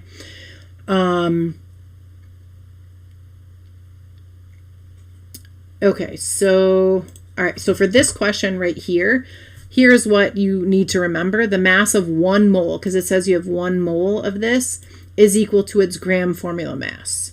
Okay, so hopefully you know how to find gram formula mass. Hydrogen bromide right here, and then you find the gram formula mass. Okay, so the density, so that is going to be the mass. So the density is going to be the mass over the volume. Okay, which then you're going to end up dividing. But this question was, you know, when this question was here, I did not like it. I think this is a lot of information for one multiple choice question, or any 1 point question, to be fair.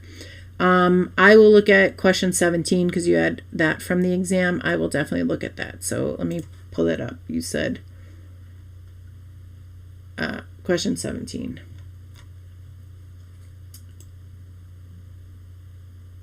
Yeah, if there's a specific question, especially since I have August 2022 open, if there's a specific one on this exam, I can definitely go over it.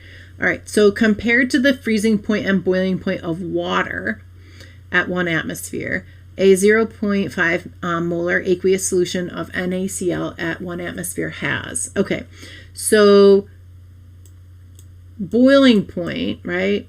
I'll just label it BP, right? And freezing point. So boiling point, you know, is higher, right, of just plain water than the freezing point of just plain water. When you add anything to water, both the boiling point and the freezing point will change. The boiling point, because it was the high number, gets even higher, and the freezing point, because it's the low number, gets even lower. Okay, so it's just going to be a low freezing point and a high boiling point. Okay.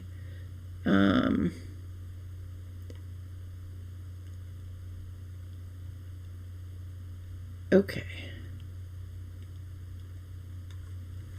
All right, so I think hopefully I answered that.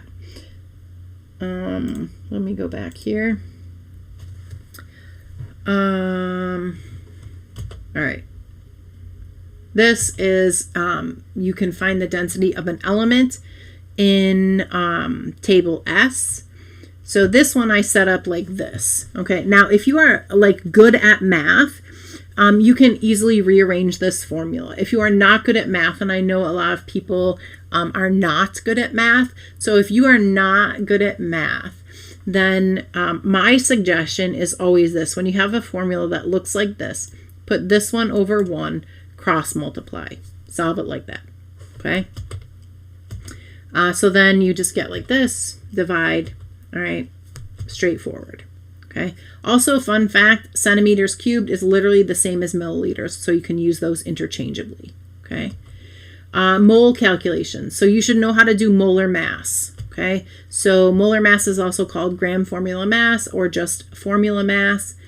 And you just look them up on the periodic table. I recommend my students round to 1 digit after the decimal point. And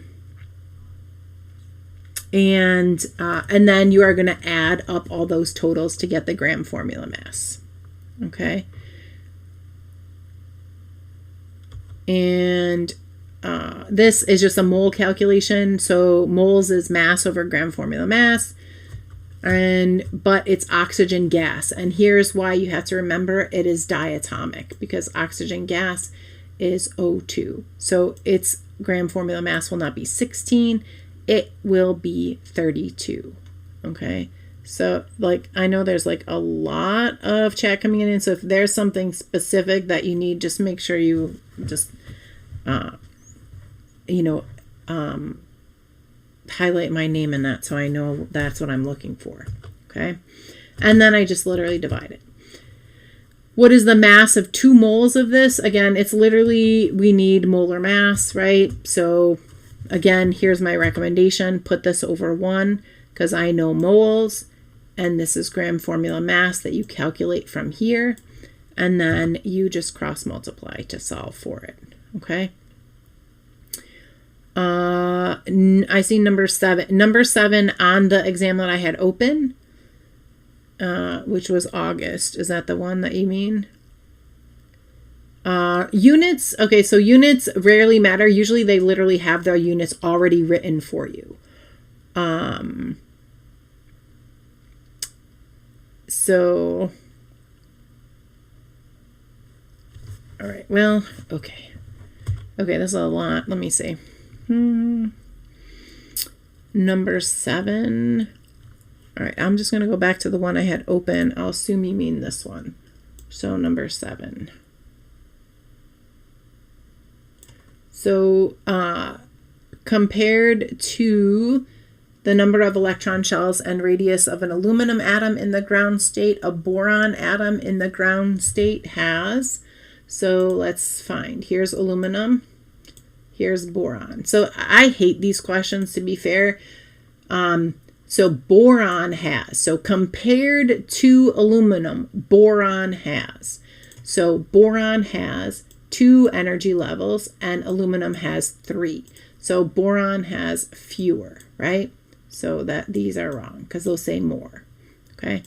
If boron has fewer electron shells, it literally have a smaller radius.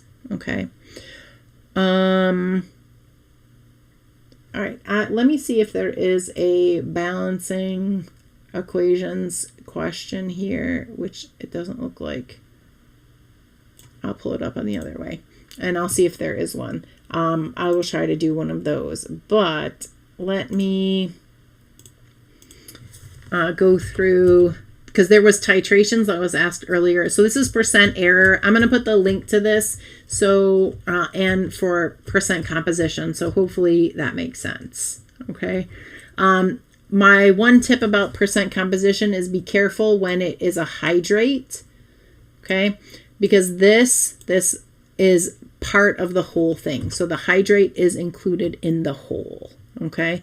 So, all right. So bonding, I know there's a lot. Okay. So I'm going to try to get through what I can. So when you find the gram formula mass, you just have to make sure you put water in it as part of the gram formula mass. Okay. This is another hydrate one. So if they like this kind of question, so definitely go back through it. Concentration. These ones are pretty straightforward. Just one thing right here. This is why I wrote this. They both say solution. So I'm going to show you an example. This is molarity. Molarity is typically easy. This one right here. This is molarity. Let me go to a parts per million one. Yeah, gram per million mass is the mass of the whole thing. Yep. So here's another molarity. That's easy. Here's parts per million. So here's what I want to say. So parts per million has a mass of solution, right?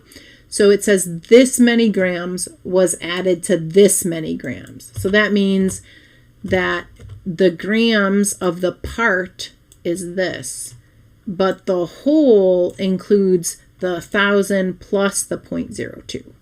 Okay. Whereas this question, which says 175 gram sample, has this. That means 175 was the whole thing. Okay. All right. So we're about to be at titrations now. Okay. Well, first combined gas law. Titrations almost. Okay. So combined gas law has 3 laws built in it, but you don't need to know the names of the laws, but it's Boyle, Charles, and Gay-Lussac's, but you don't need to know that. You should know the relationships. So when temperature increases, volume increases. You should know that. When temperature increases, pressure increases. And then you should know that when pressure increases, volume decreases. So you should know those relationships. Okay. And then you should know how to put it into the combined gas law formula. My recommendation is to just list the variables and then plug it in where it belongs. So this one would be plugged in like this. And then you can combine these like terms. If you're good at math, you can do that. Or you can cross multiply. Okay. So whatever you're more comfortable with until you get the answer. Okay. So that's a simple combined gas law. Here, I want to point out this one. Okay. So this, because it's kind of related to this is relatively easy. Remember this, 1,000 milliliters is 1 liter. Okay. So if you are given, say, 800 milliliters, then just do this. And then cross multiply and solve, which basically means you would take 800 and divide it by 1,000. Okay. And I know there were questions. I did a little bit with acids and bases already when we did that earlier, but we're about to do titrations. Okay. So I don't have the June exam open, so I will, if I have time, I will get to that. But so this question right here, what I wanted to tell you is STP. It says, what is the new volume at STP? From table A, STP gives you a temperature and a pressure. Okay, so the STP values you get are in table A. There is standard pressure and there is standard temperature. Okay, so then you just solve. Okay. So again, I will link this in the description once I finish, and hopefully that will help. All right, titration. So here, this is what a bunch of people were asking about earlier. No. Literally, to answer your question about conversions, literally you don't need to know. The only thing I've ever seen them ask for conversions is like milliliters to liters or grams to kilograms or vice versa. That's it. That's it. If you can convert that, then you literally know the conversions. Or from table A, you should be able to convert atmospheres to kilopascals. But that's it as far as conversions. Okay. Conversions, it's like a gift. They barely ask anything. Okay. So a titration also can be used, and kind of annoying, but sometimes they call it a dilution. And you can use this same formula to figure out the concentration for a dilution. So you need this formula in order to find the concentration of a missing substance or the concentration you need in a dilution. Okay. Just quickly, most asked topic, anything in physical behavior of matter. So states of matter, kinetic molecular theory, heat, potential energy diagrams, gas laws, anything physical behavior of matter. That's the most common. Okay. So for a titration, what you're doing is an experiment where you take a known concentration of an acid. All right, so I'm going to draw a terrible diagram. Actually, I could probably just pull up a diagram, which would save me having to draw a terrible diagram. So a titration, here we go. A titration looks like this, okay? And in a titration, you have a known amount of something. It could be an acid or it could be a base. It doesn't really matter what you start with. And then you put in this indicator, all right? And then you have this burette with a known volume of something else, either the opposite, either the acid. So let's just say we start with an acid. In the burette, we're going to put the base, okay? And then we're going to slowly add the base and try to catch the color change. And here's the key right here. We want to catch the color change when it is as light as possible.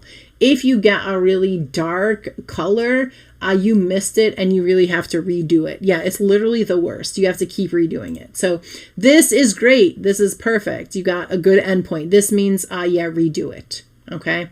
So titrations are particularly annoying. So this is, you're so close. Here you're just probably like a fraction of a drop away. Here, this is dark pink. You kind of went too far. You want it to end up with like a light pink color because we're mostly using phenolphthalein. So because we end up with a known volume, right, that's a known volume because we have the initial and the final, we can use that to calculate a concentration. So if the question is asking you about calculating the concentration and they're talking about molarity and volume, how will you know that even if they don't say molarity, they will use the capital M, right? Then they're talking about using this formula. So they may say titration, they may say dilution, but they're talking about molarity of volume and finding a concentration. Okay. So definitely know how to use this formula. Okay. The one annoying part about this formula, okay, and they usually don't ask it, but the year that I don't talk about it, they would. So this stands for the molarity of H plus. So let me show you. So for example, in HCl, right? How many H's are there? 1. Beautiful. That's easy, right? But that's not the only acid that there is, right? So let's look at table K really quickly. And you could see that here's one, H2SO3. So in this acid, I'll make it a little bigger. In this acid, how many H's are there? 2, right?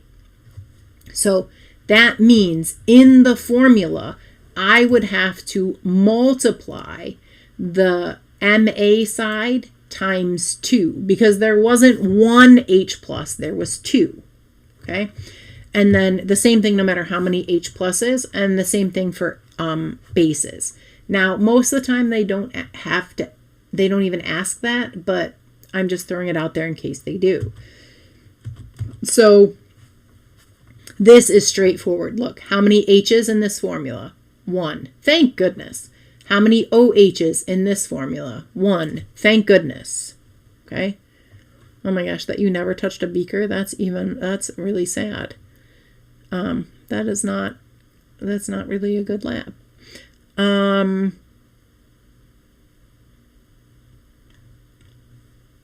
Okay. So, well, I'm sorry about that.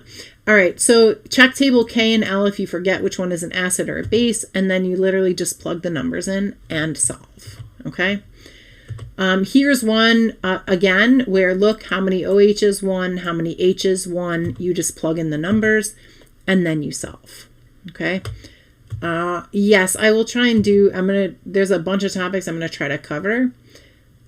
Here's one where calcium hydroxide is, if I look it up on table L, I'll see this is the formula, CaOH2, which means on this side, the base, I have to multiply it by 2. Okay.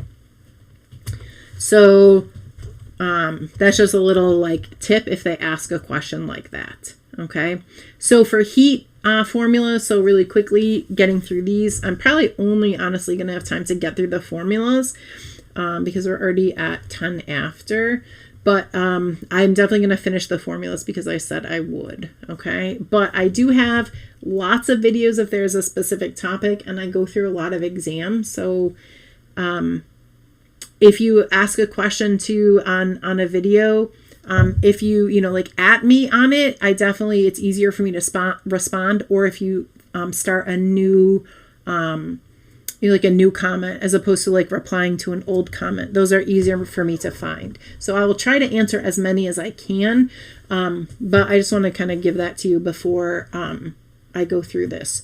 So vaporization is when something boils, so going from a liquid to a gas, okay? And then fusion is when something is melting, okay? So yeah, you need, just to like clarify, you need a 65 is passing, but a 65% is 50 points out of 85 points on the exam. Now, it has occasionally been 51.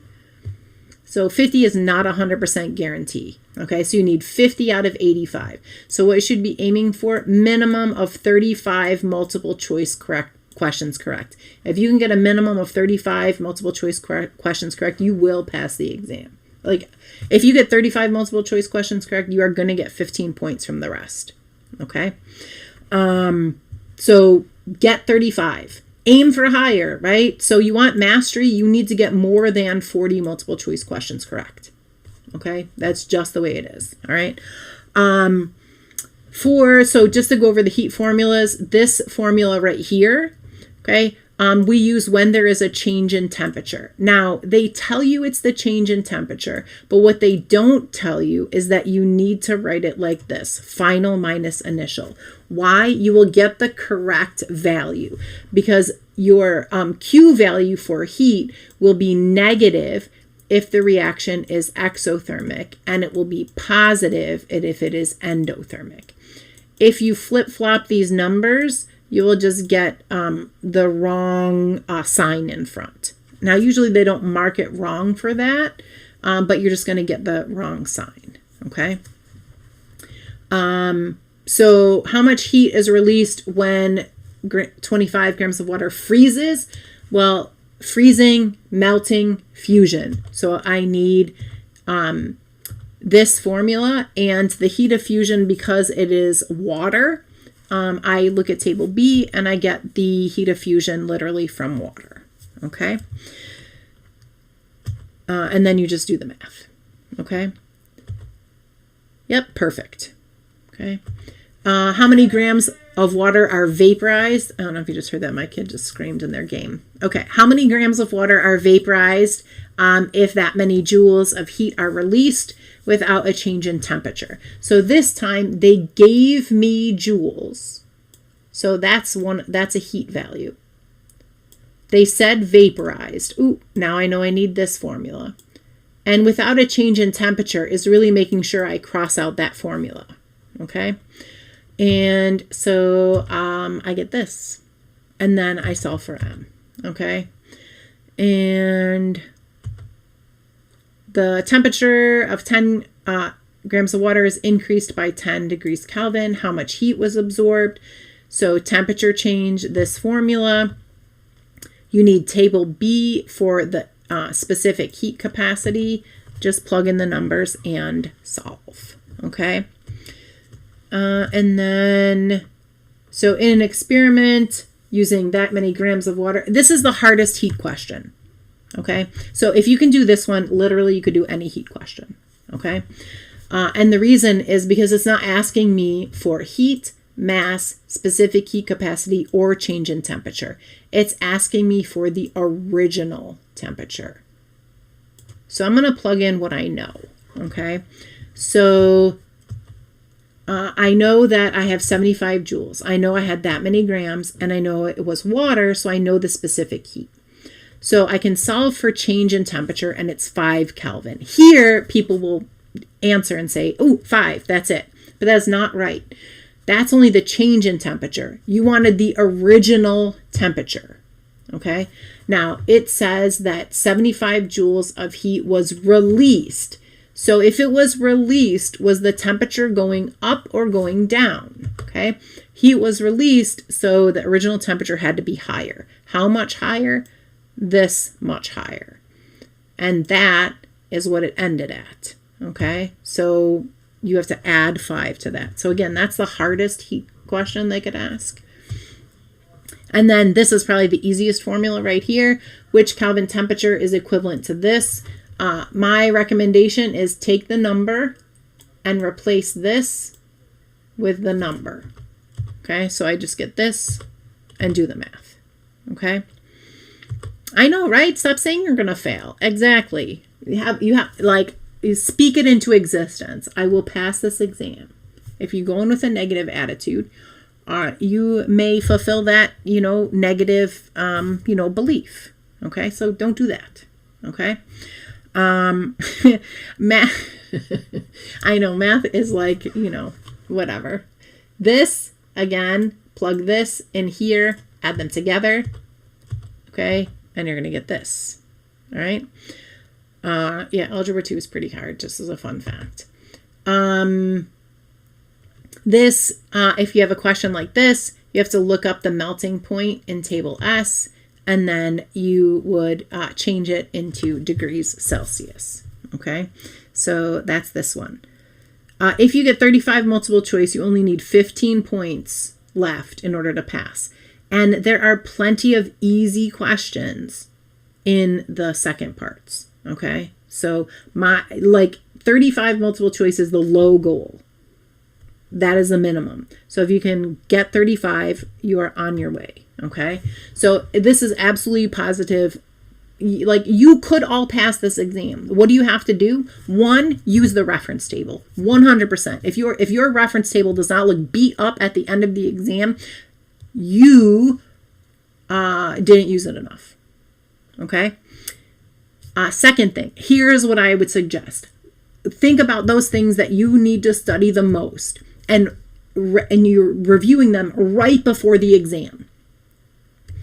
As soon as you walk into the exam and they pass out the test and they tell you that you can write on it, flip that exam over, bam, and write down everything that you were trying to remember. Do not look at a single question. Write down everything that you were trying to remember. Were you trying to remember Leo says gur? Were you trying to remember PS faces? Were you trying to remember what exothermic and endothermic was? Were you trying to remember which one is the anode, which one is the cathode? Whatever it is, try to write down as much as you possibly can before you look at a single question.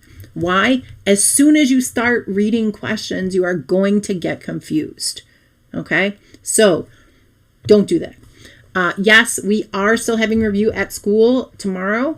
I'm going to grab you from the cafeteria by 9:45. Okay, earlier if I can, but 9:45 is the latest. So somewhere between 9:30 and 9:45.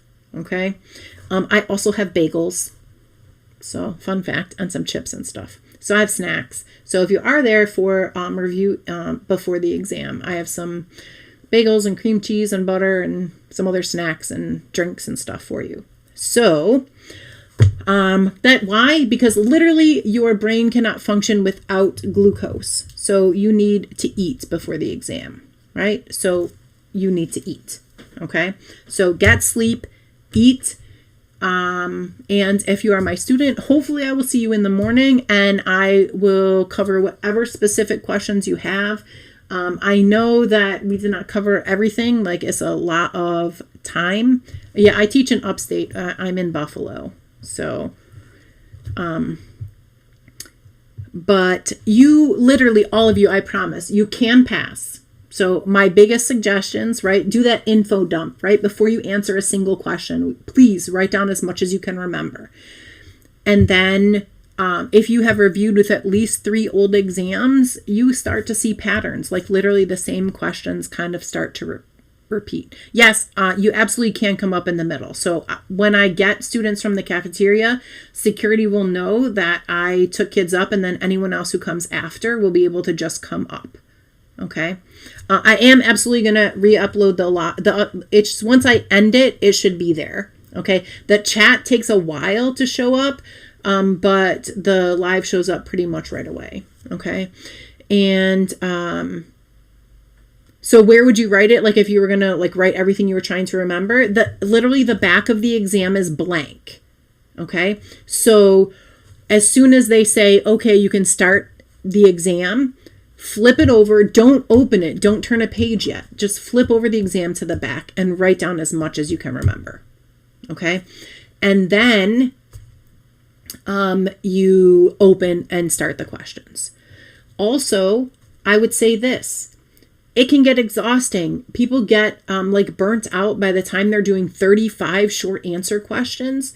So one of the strategies that you can use is do like 10 multiple choice questions, stop and do like 5 short answer questions. Then go back and do 10 more multiple choice questions and then do 5 short answer.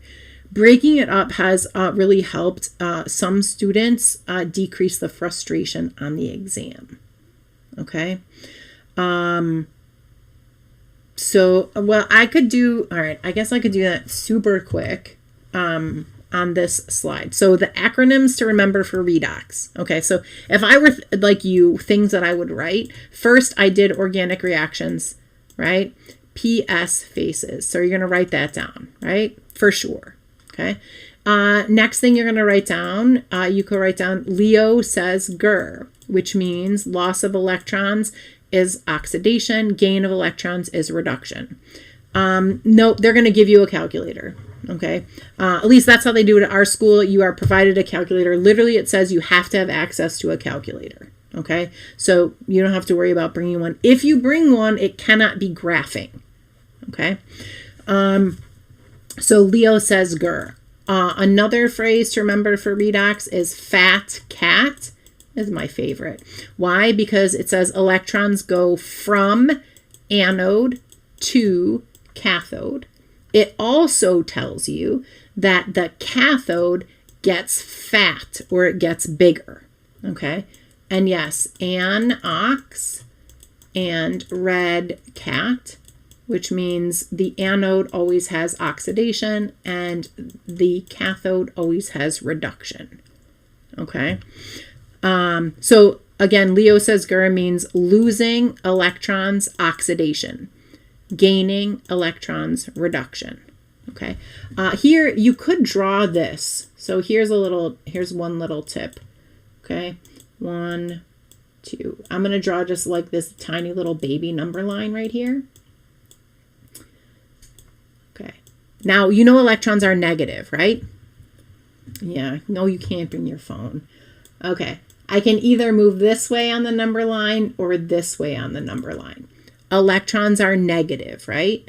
So when I move this way, I am gaining electrons. That's reduction. So this way is Leo. So if you go from like a 0 to a +1, that's Leo because you went this way. Also remember reduction, reverse, okay? And why do I think you might want to draw this? Because this arrow right here points to the side of the equation you need to draw the electrons on, okay?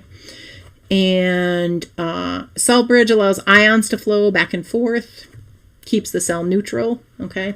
I know there's like so much more that I could talk about. I'm going to try and do as much as I can tomorrow with my students in person. I wish you all truly the best of luck on the exam.